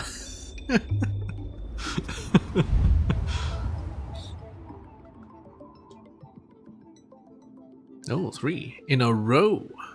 Ding. Okay, they're the same shite.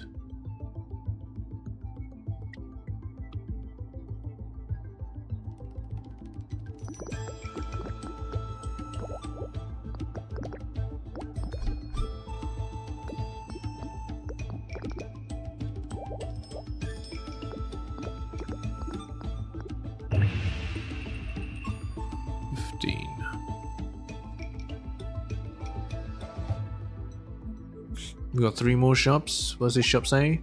An appliance store selling and repairing various household jade abaci. Human ingenuity in harmony with nature's creations. Artistry hardware.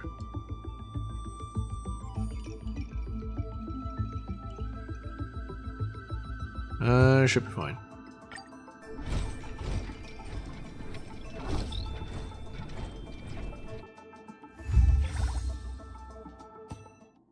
I'll head back to the dock for now. Thanks for all the hard work, by the way. Hope things work out just as smoothly down the line. Me too.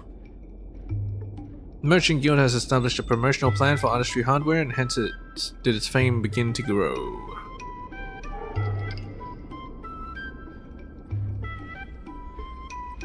Ah, now you have people playing Celestial Jade, and you have Mr. Xian doing his thing-a-ding. Hi, the young master. Hi, guys. Fancy seeing you here in this chat. Madam Yukong, please don't tease me. You know I really want Aurum Alley to thrive. Welcome, welcome. Welcome, newcomer. Last member gets kicked out. This group follows a last in, first out policy. And we're gonna kick one member now, so I'm happy to have met all of you. I will miss you whoever it is. Alas, the cruelty of the Aurum Alley Revival Project. Stop horsing around, you two. We will continue to push forward with an inventory arrangement and logistics planning. Bing. Stop crying, I'll help. Basically, we need results, people. We're gonna give the president a little wow factor from Aurum Valley, or Aurum Alley. Nice.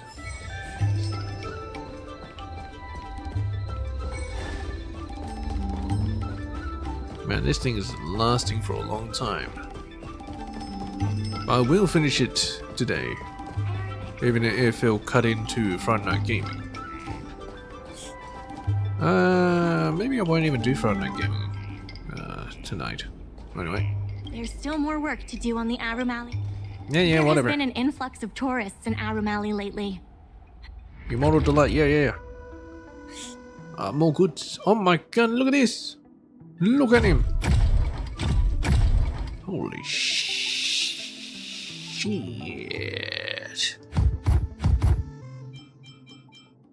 What the fuck is this?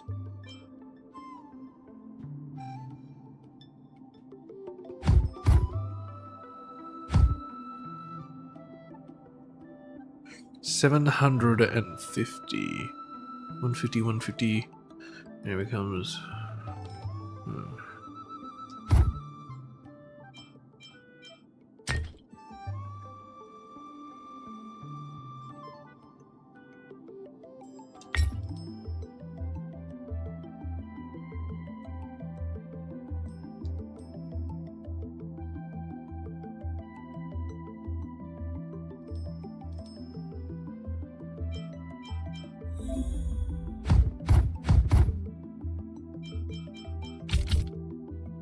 Yeah, I could do a bit better.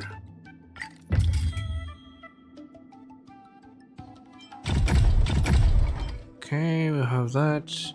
The big old carpets.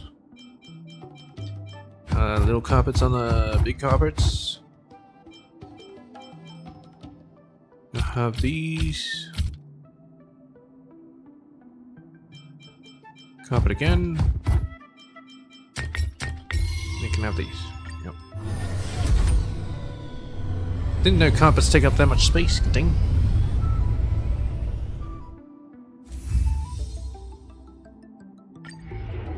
Alright. Spawn on carpets. Alright. Let's put these 2 down. Fantastic. Okay, I can't put this thing down.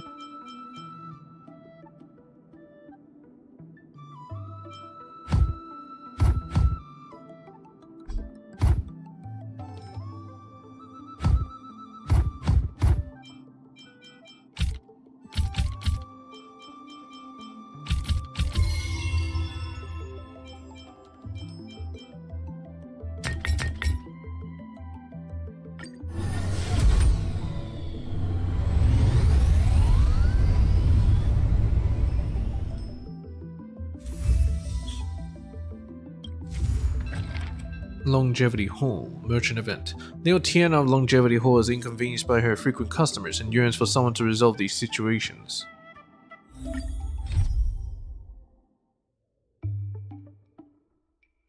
There's even a long line for Immortal's Delight.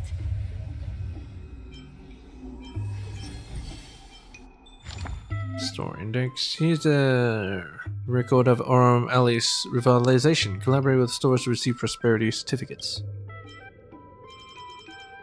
Okay, judging by this, it seems like I'm a little less than halfway done. So what I'm gonna do is just end it here. So I hope you guys enjoyed, and yeah, peach.